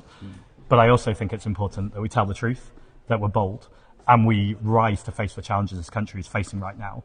And if he's not willing to do those things, then I think he's not suitable to make sure that he's leading the country properly. And more than anything, I don't think it matters who's in charge of Labour. They took donations before the general election from oil and gas companies, private healthcare companies, gambling companies, even the arms trade. So actually just the change at the top still doesn't change the corporate control that Labour lie under. And so that's why the Green Party exists. We're not here to be concerned or disappointed by Burnham or Labour. We're here to replace them. And what do you think there's still a battle that can be won with Andy Burnham in terms of proportional representation? Maybe if he committed to that, would that be something that might interest you in kind of some sort of electoral pact, or is there anything that could draw you towards a pact, do you think? Well, proportional representation would be huge, because that would change our whole voting system, obviously, and that's one of the fundamental things that I think is driving a lot of the toxicity and division in our politics. At the local elections that were just a month ago, I looked who had the smallest percentage of the vote, and it happens to be a Green Party candidate who's now a Green Party councillor. He won with 20% of the vote. Now look, he won at the first past the post, so I'll still celebrate his victory. But I think you ultimately have a problem with your democracy if people can win on such small majorities and maybe not represent necessarily the much bigger majority. And so we need to change the system.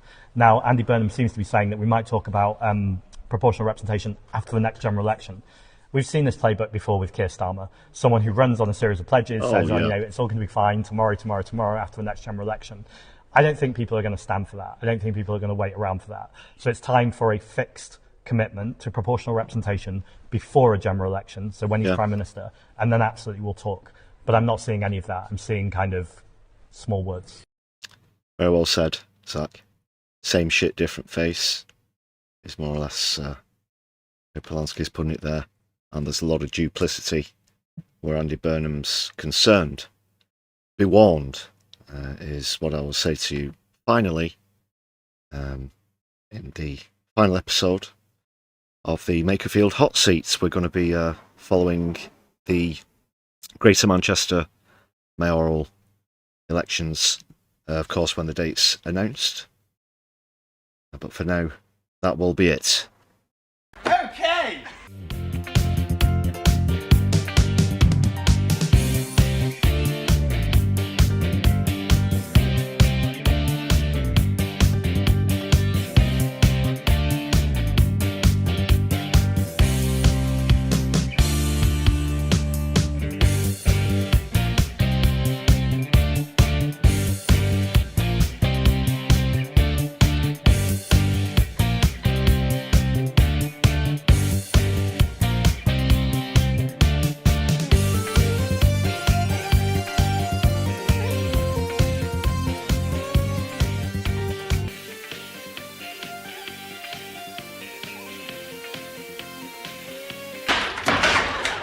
Music's too loud. The neighbours have been complaining. You just watch your steps, Sonny.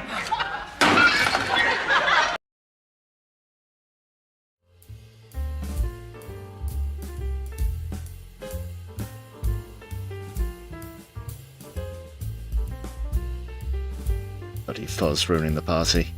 Anyway.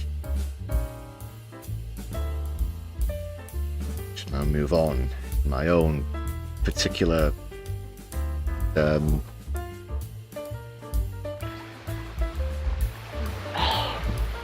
idiom, sir?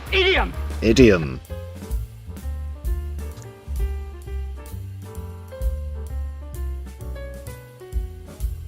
Shout out to the Canary, sorry, for providing a clip that you saw there.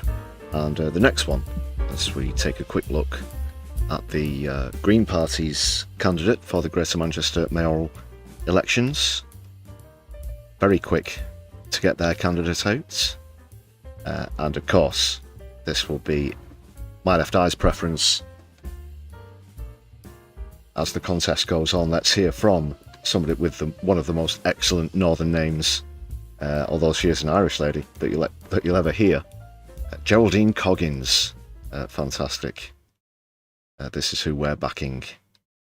I think the changes he's made to the buses and the transport system have been really well received, and they've made a big difference. But I want to go much further and faster and really bring us the world-class transport system we deserve. And I'm really aware as well of making a transport system that works for all the boroughs and not just for the centre. Yeah, and could you talk a little bit more about the kind of regional divides that you see across the boroughs within Greater Manchester? Sure.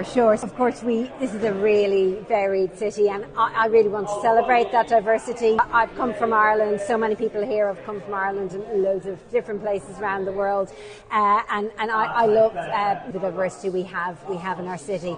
But we also know that the cost of living is really hitting people hard. We know that we've got polluted environment, and actually often it's the poorest people and people in marginalised communities who are at the receiving end of that. And we know that in too many decisions the core and the city centre has been prioritised over the outer boroughs, and I think as your Green Mayor of Greater Manchester, it'll be my job to rebalance some of what has gone wrong there.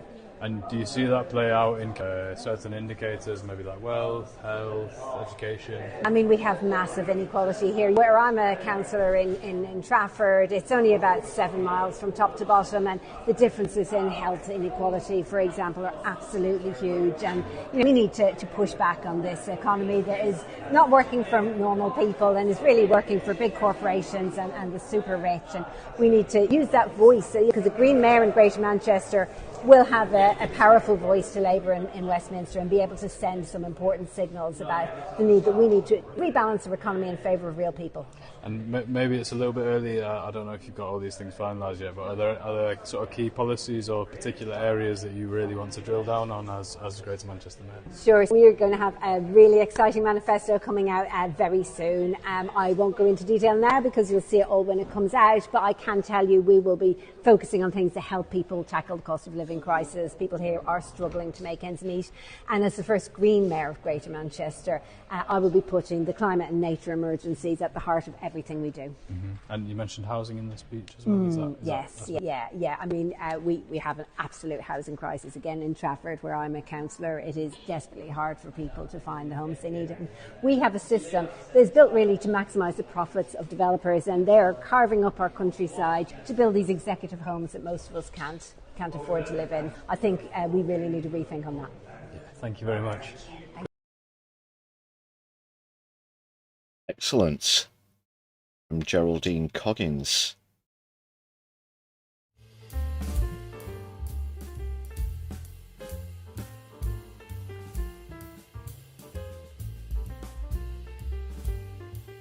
And the Greens have realistic chance of victory. Perhaps the only party that can fend off Reform, who you have to admit did well in the local elections here in the northwest. But within Manchester itself, huge swathes of Manchester turned from red to green.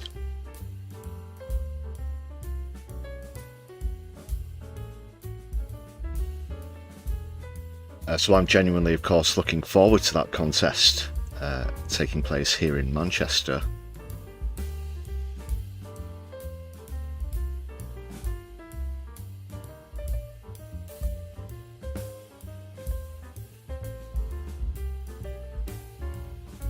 And I'd like to know your thoughts about the Greens' chances as well, of course, so please do stick them in the chat or in the comments if you're watching back later.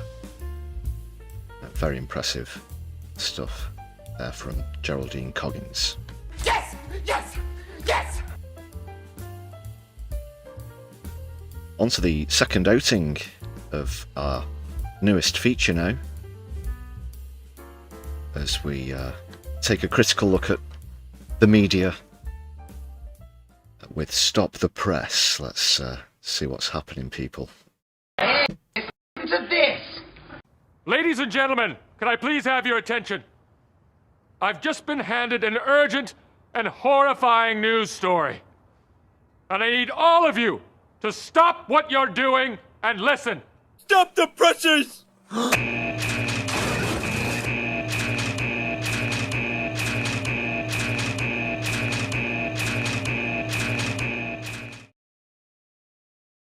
Yes, Stop the Press. What's this all about for anybody who didn't catch the debut? Are you ever scrolling through the homepage of a mainstream media outlet and you think, why the hell is that there? That's what this is all about. The debut was news that a rich child is going to an expensive school, and it already seems apparent that there may be a trend of royal stories that appear on Stop the Press.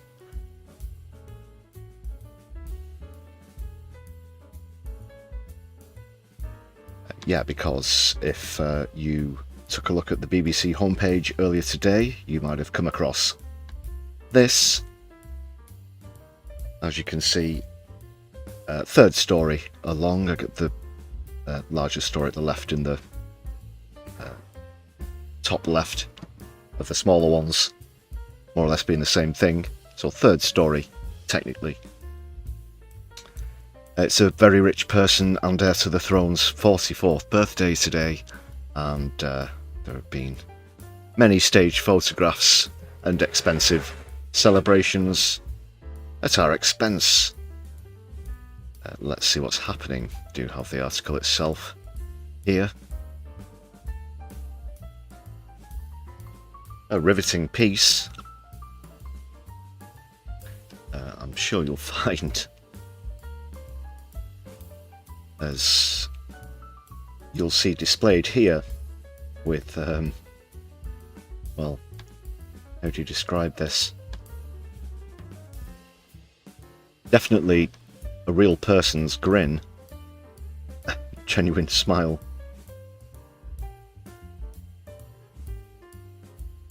Just need to share this window with you. And yes, I am very happy. It is my birthday. This is the picture with, this is child who potentially will one day be heir. We are having legitimate, ordinary celebrations. Cause, well, just ignore this stuff I'm wearing here, cause I'm very ordinary, like you. And that's proven by the fact that I sometimes grip my fist and shout "come on" when England score a try at the rugger. Something something. Yeah, what's been going on at the celebrations? Legitimate smiles all round. That's his Welsh Guards dress uniform for anybody who is interested on that particular piece of trivia. Alongside his daughter, who's 11. The picture was taken in the garden of Kensington Palace. It's just an ordinary person with a palace, of course, following the trooping of the colour last weekend.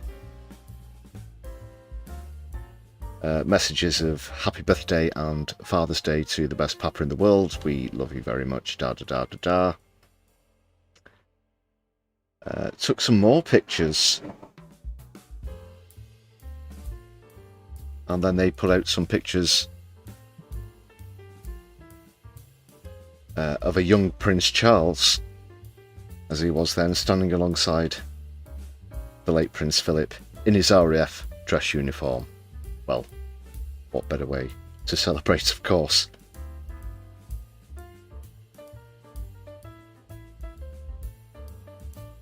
Kate's not in the pictures, reasons, not sure, don't care. That is pretty much it. That's the entire article there. Gripping stuff, I'm sure you'll agree, and definitely worthy of third position. On the BBC homepage, there are 4 million children in poverty in the UK, just in case I need to remind you. That's this particular episode of Stop the Press done with. Thanks a lot, BBC, for sharing that one with us. The heir to the throne. What a little turd.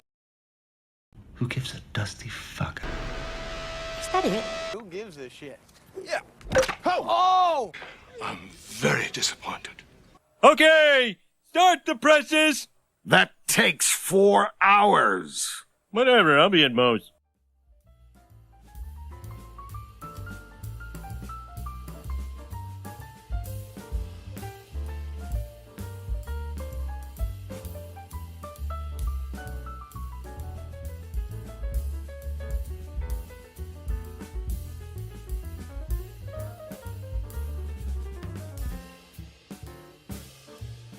Next item.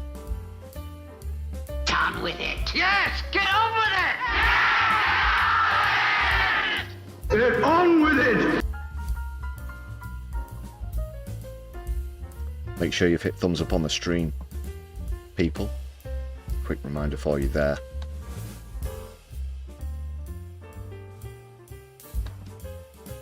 We'll swiftly move across to matters in the Middle East.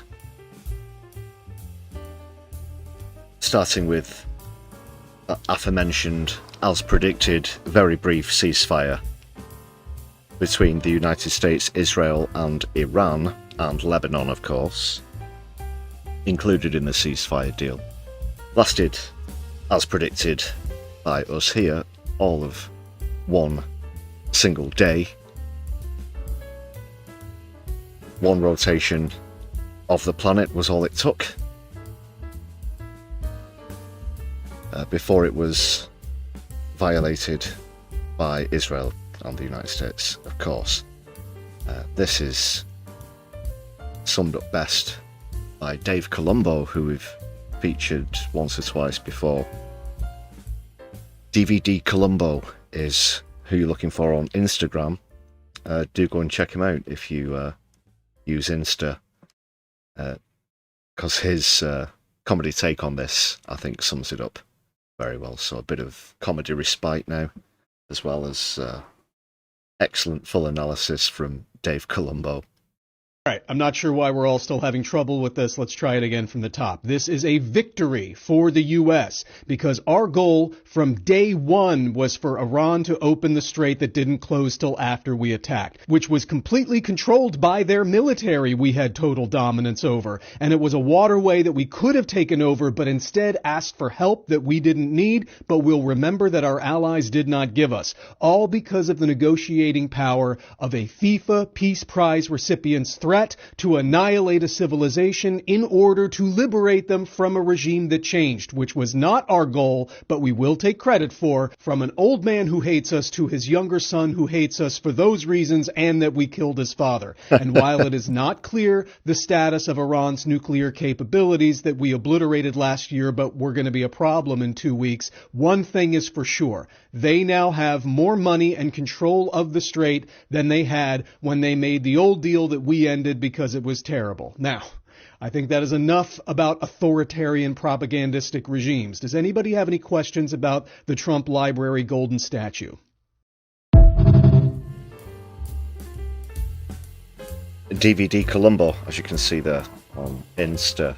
Check out Dave Columbo. Very good indeed. Couldn't have summed it up better myself.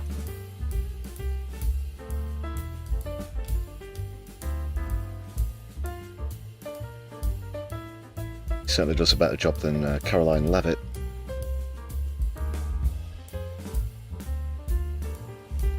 But now, unfortunately, people have to take a bit more of a serious tone.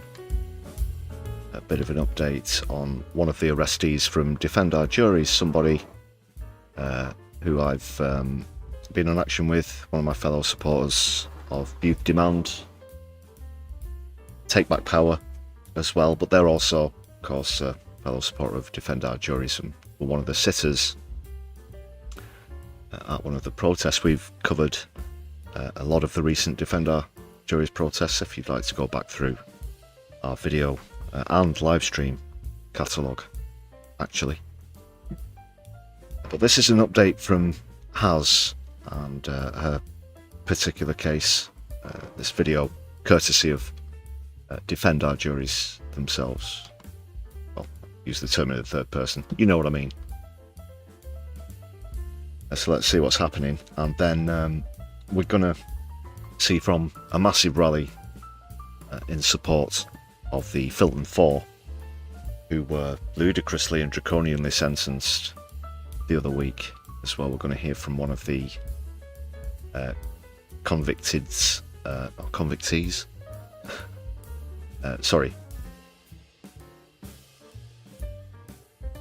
One of the mothers, Fatima, Fatima's mother. But first of all, this video from Haz. See what's happening.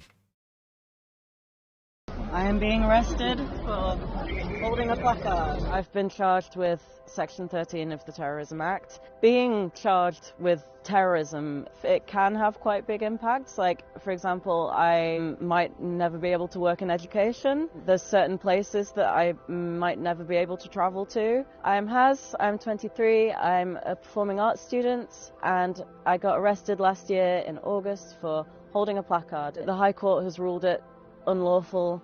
I feel like general opinion is that it was a ridiculous decision in the first place. It has wasted so much taxpayer money and police time.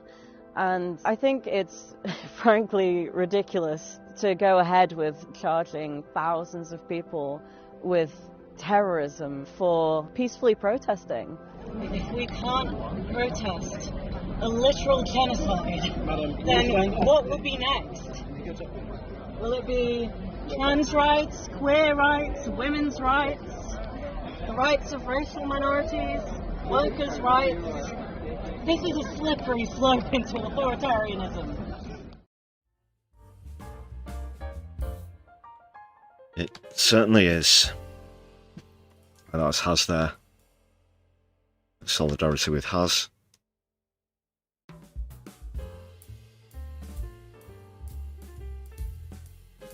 Friendly reminder, please, no football spoilers in chat. Keep any other debates cordial as well, please, good people. Make sure you hit thumbs up on the stream as well.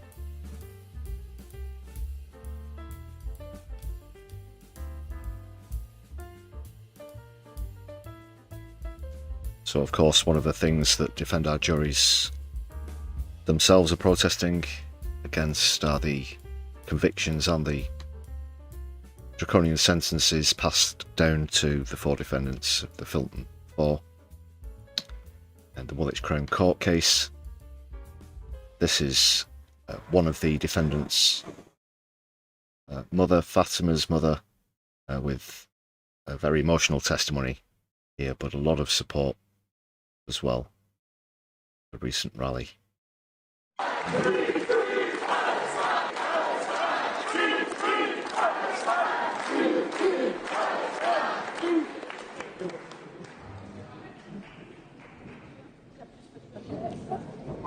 It is my honor to be here today amongst anti-war individuals.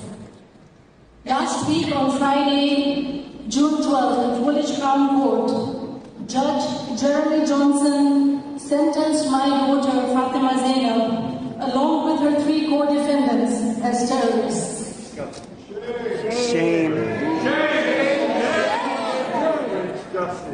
The 4 are part of the Filton 25, who took direct action as a form of protest against Elbit Systems, Israel's largest arms company. During their action, they dismantled and destroyed a shipment of killer quadcopter drones that Israel uses to slaughter innocent civilians in Gaza and South Lebanon in an ongoing live-stream genocide.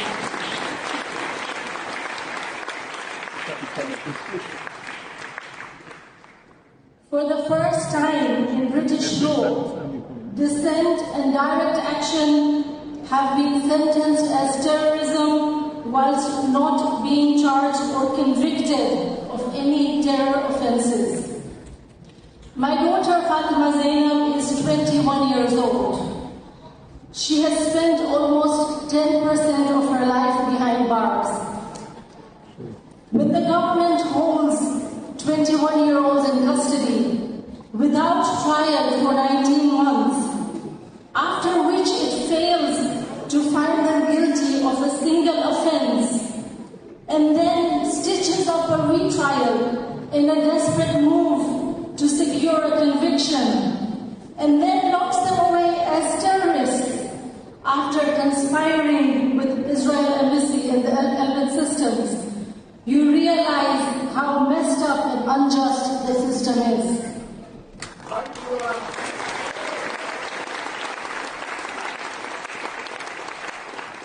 It is about saving Palestinian lives, about exposing the fact that Elbit makes genocidal weapons on British soil, about how Britain profits from death and destruction of innocent lives. And so, Fatima Zainab has been branded a terrorist, having years more to spend in prison, with lifelong consequences at release. We are at a point in British history where pro-Palestine protest is criminalized and direct action in saving lives has become terrorism. And Fatima Zainab has just started living this nightmare. She is locked up in a high-security prison, categorized as a high-risk prisoner, and now will only be allowed contact with with a handful of people who will have to pass the government's enhanced screening. This will cut her off from most of her family, her friends, her community, and her support network. And for what? For caring enough to try and stop babies from dying. Britain is going all out to protect their business of war with Elbit systems. From locking up activists to whitewashing and rewriting British direct action history to justify themselves. It is now up to ordinary people to rise and win this fight. I would like to leave you with a quote from James Baldwin. If we know, then we must fight for your life as though it were our own, which it is, and render impassable with our bodies the corridors to the gas chamber. For if they come for you in the morning, they will be coming for us at night. Direct action is not terrorism. Free Palestine.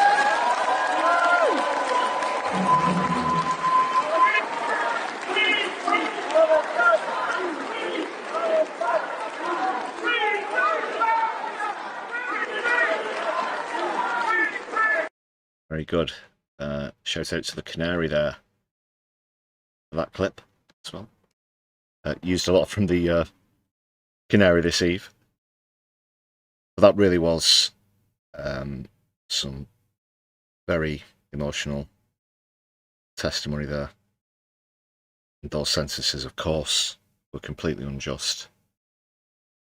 There are reasons to stay positive, though, as we're going to take another look at a Tim Crossland clip that I used in a recent video reporting on the sentencing. Because then I want to go on to again a bit of an angle or analysis that I've not heard before that I'd like to put to you and get your thoughts on. First of all, thanks to Yori Gibson for the gifted membership. You can see that's up to 122 now. Bloody Teeth. Nice username. Really hope that you enjoy your perks. And also thanks to Hedy for the super chat there. Thank you very much. Solidarity for that, brother.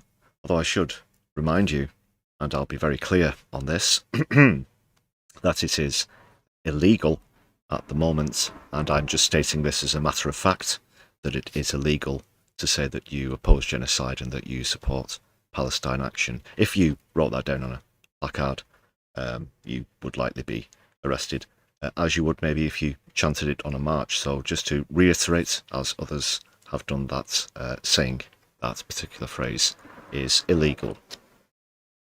As a matter of fact, for very legal reasons. Thanks again, Yori and Hedy. Can we please big up Yori and Hedy in the chat, please, everybody? That was in London a couple of days ago, Aaron. I believe, I'm not sure exactly where in London. Check out the Canary, as I said.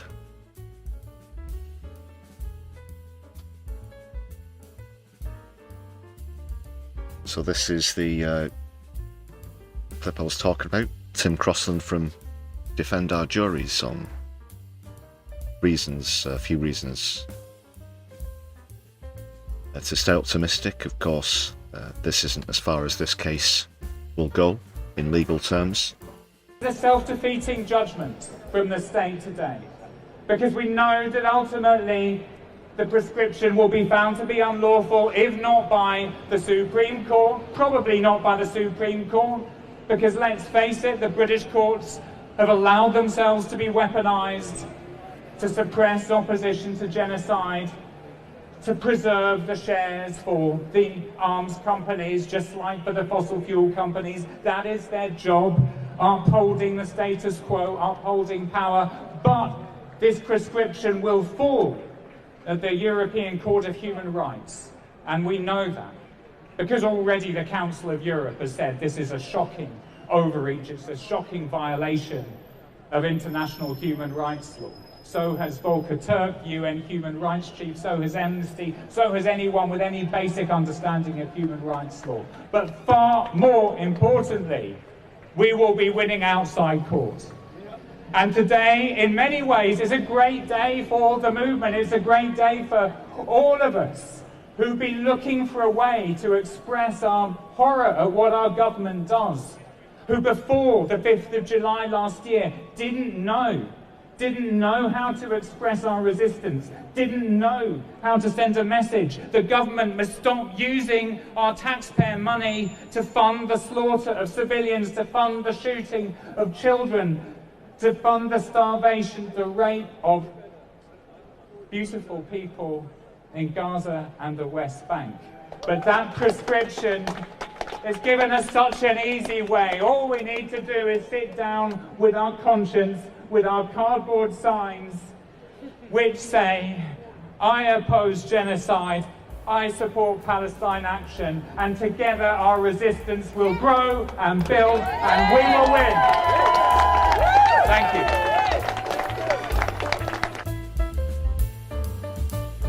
From Crossland of Defend Our Juries there, just another reminder.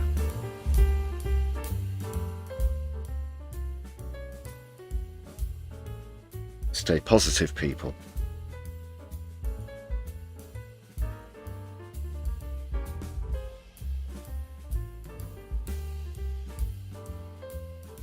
But yeah, let me just lay this one down on you.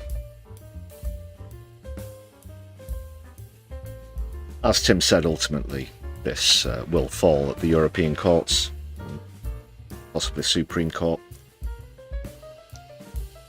But should it not, hypothetically speaking, that is, that then opens up a massive question. Something which I'm going to try and name the, might seem a little bizarre, but the Great Train Robbery analysis. Yes, I assure you I'm only drinking tea. But there's a very famous historical case here in the UK of a Royal Mail train that was robbed in the early 60s, orchestrated by Bruce Reynolds. You know, it's Ronnie Biggs was one of the other conspirators. In the 60s, they robbed over £2 million, that's in 1960s money, from a mail train. It will be worth some tens of millions, of course, now, adjusted for inflation and being post-decimalisation. Of course, was the largest robbery that there'd ever been in the UK. But the perpetrators did not use guns. That is, they weren't armed in that sense. Although with other small arms, koshes, etc. But upon their eventual capture and trial and sentencing, they were given what was considered to be rather harsh sentences, thought to be, of course, because the crime was against the establishment, it was against the crown. But then the number of armed robberies exponentially increased, because the feeling, that is, amongst you know, the underground criminals of the country at the time, was if you're going to be charged as though you do have a weapon of that nature, you might as well have it. But how does that pertain to PAL action, for example?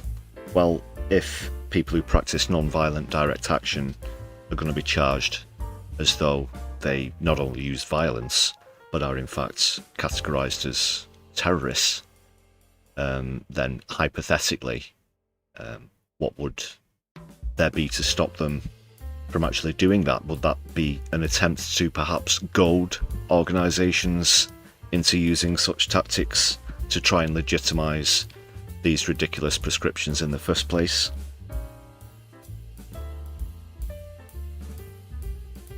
But certainly, hypothetically, that logic might apply.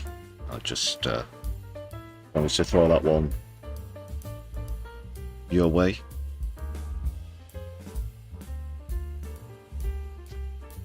Of course, I don't condone such actions myself as a practicer of non-violent direct action myself, with the aforementioned organisations, as well as Just Stop Oil.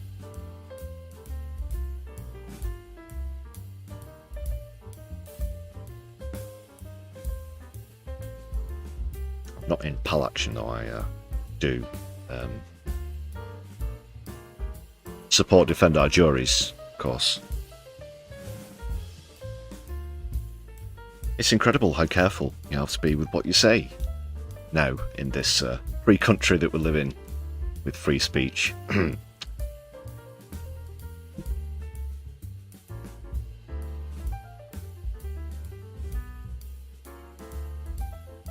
Of course, large members of the Jewish community speak out against the genocide in Gaza, among them many very well-known faces as well, actors, musicians, that kind of thing. This time we've seen a clip from Seth Rogan, which has come out. It's just an audio recording here, but it does show how he feels when the real truth about Israel and Zionism was revealed to him, and he was particularly shocked himself. So this is Seth Rogan, yeah, famous actor, you might remember from Pineapple Express, films like that. I also think that as a Jewish person, like, I was fed a huge amount of lies about Israel my entire life. You know, yeah.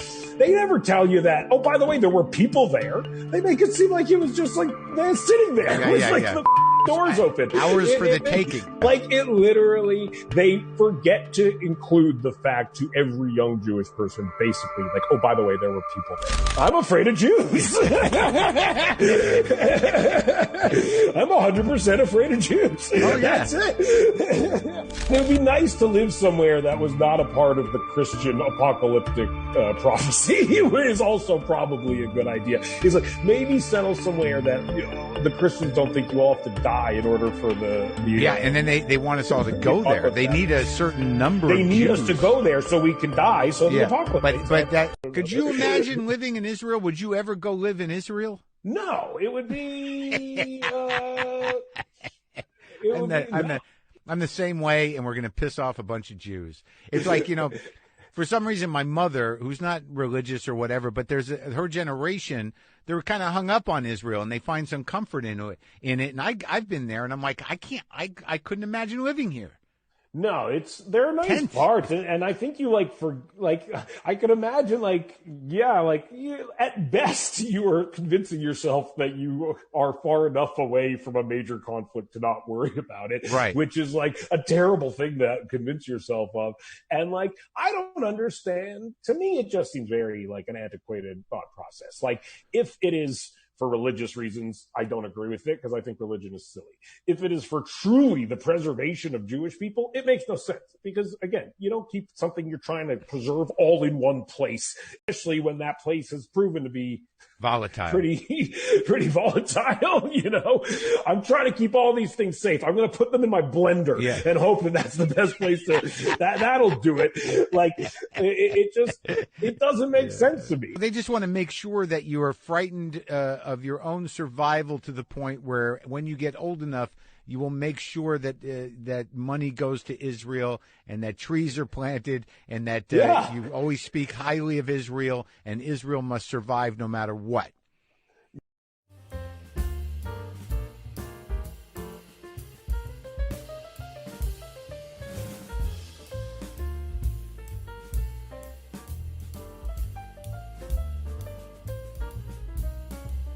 Seth Rogan speaking out against Zionism.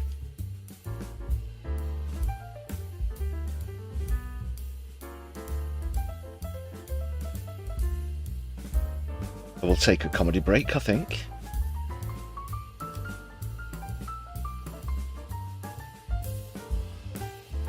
We've got the latest take on the World Cup, of course. Another friendly reminder, no spoilers in the chats for the scores. And this is the latest from Broken News with Larry and Paul. Welcome to Broken News. People across Britain are having to be reminded that there is actually a World Cup on at the moment. It's as new research suggests that as many as 96% of Brits have said they simply couldn't give a flying fuck into a rolling donut. Our reporter has more. Once a proud footballing nation, Great Britain has produced some of the most iconic names of the sport. Striker Gary Lineker, manager Alf Ramsey and under-15s development scout Andrew Mountbatten-Windsor. But as the World Cup of falling to the ground, clutching your shin and going, ref, apparently dribbles on in the United Proto-Fascist States of America with 4,000 matches a day at incomprehensible times.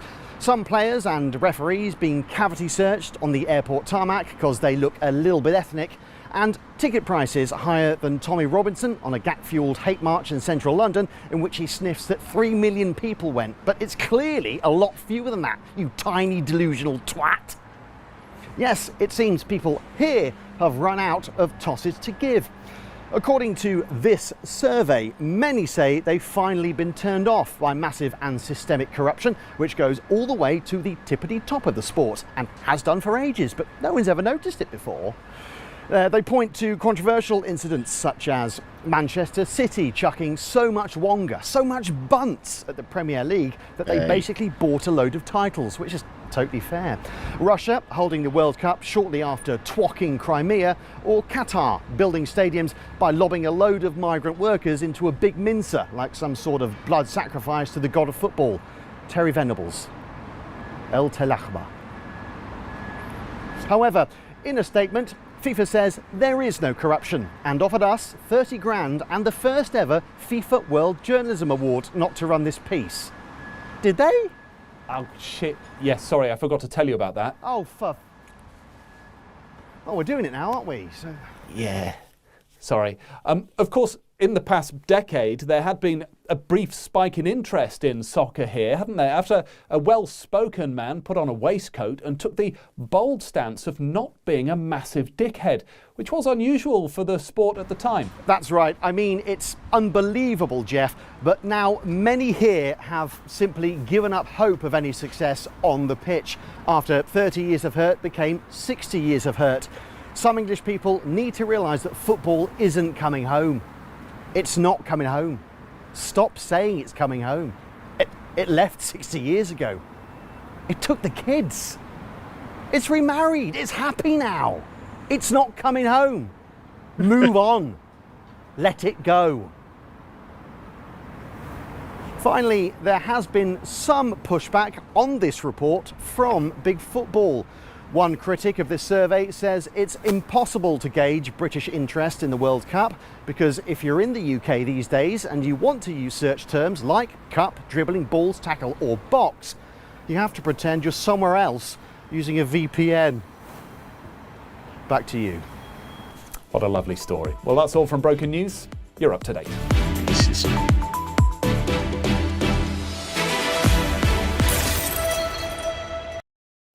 Big fans of Terry Venables there, who I believe didn't even get England past the quarterfinals, but whatever. Still excellent stuff there from Larry and Paul.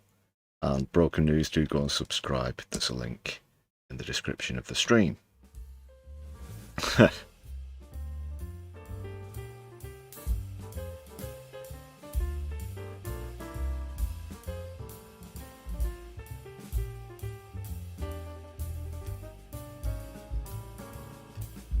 I hope everything's all good in the chats.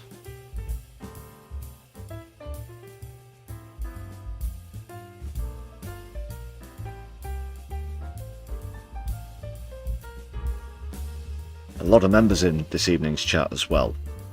A shout out to all of the members.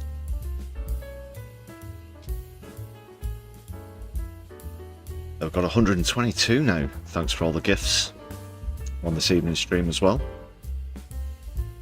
And we've had a few super chats as well. Thanks for all your contributions. There's also the Buy Me a Coffee page, don't forget, in the description of any content on the stream. Do check that out. But however you choose to support the channel, we always really appreciate it. And it's just 99 pence if you want to check out the perks, get a membership for yourself, or perhaps your best pals. Solidarity this Socialist Sunday, people. Thank you once again.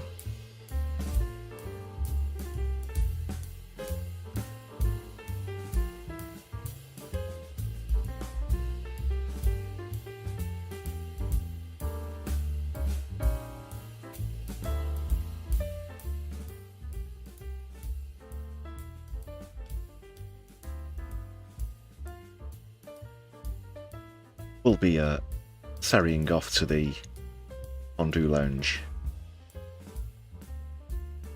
once more in just a brief moment.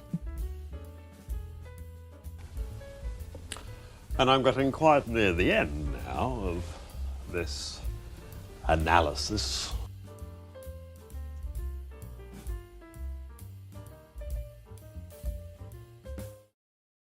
So, here we go.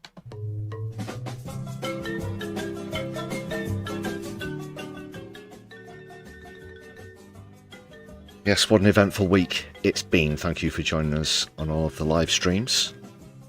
I'll be back with you next week, of course, with the brews at 10. So do hit the notification button and make sure that you don't miss out on any future content here on My Left Eye.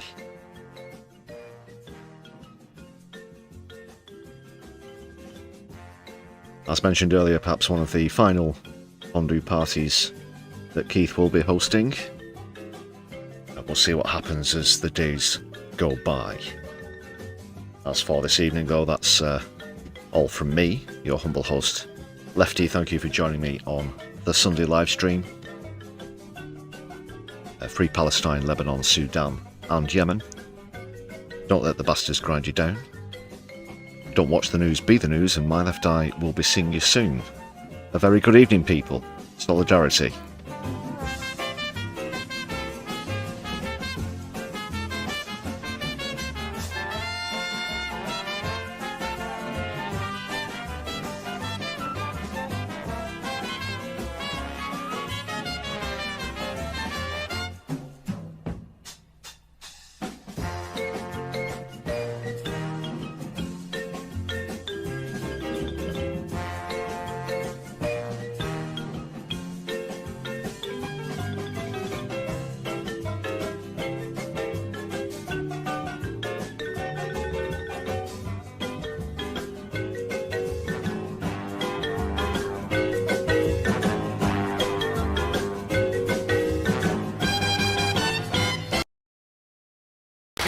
It's a quality item, ladies and gentlemen.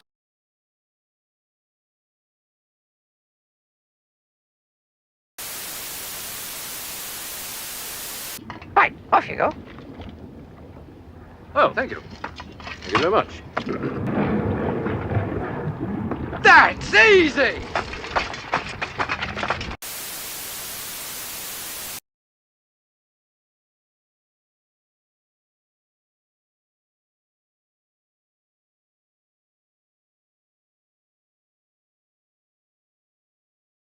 It's what Hitler and Goering did, and it is textbook.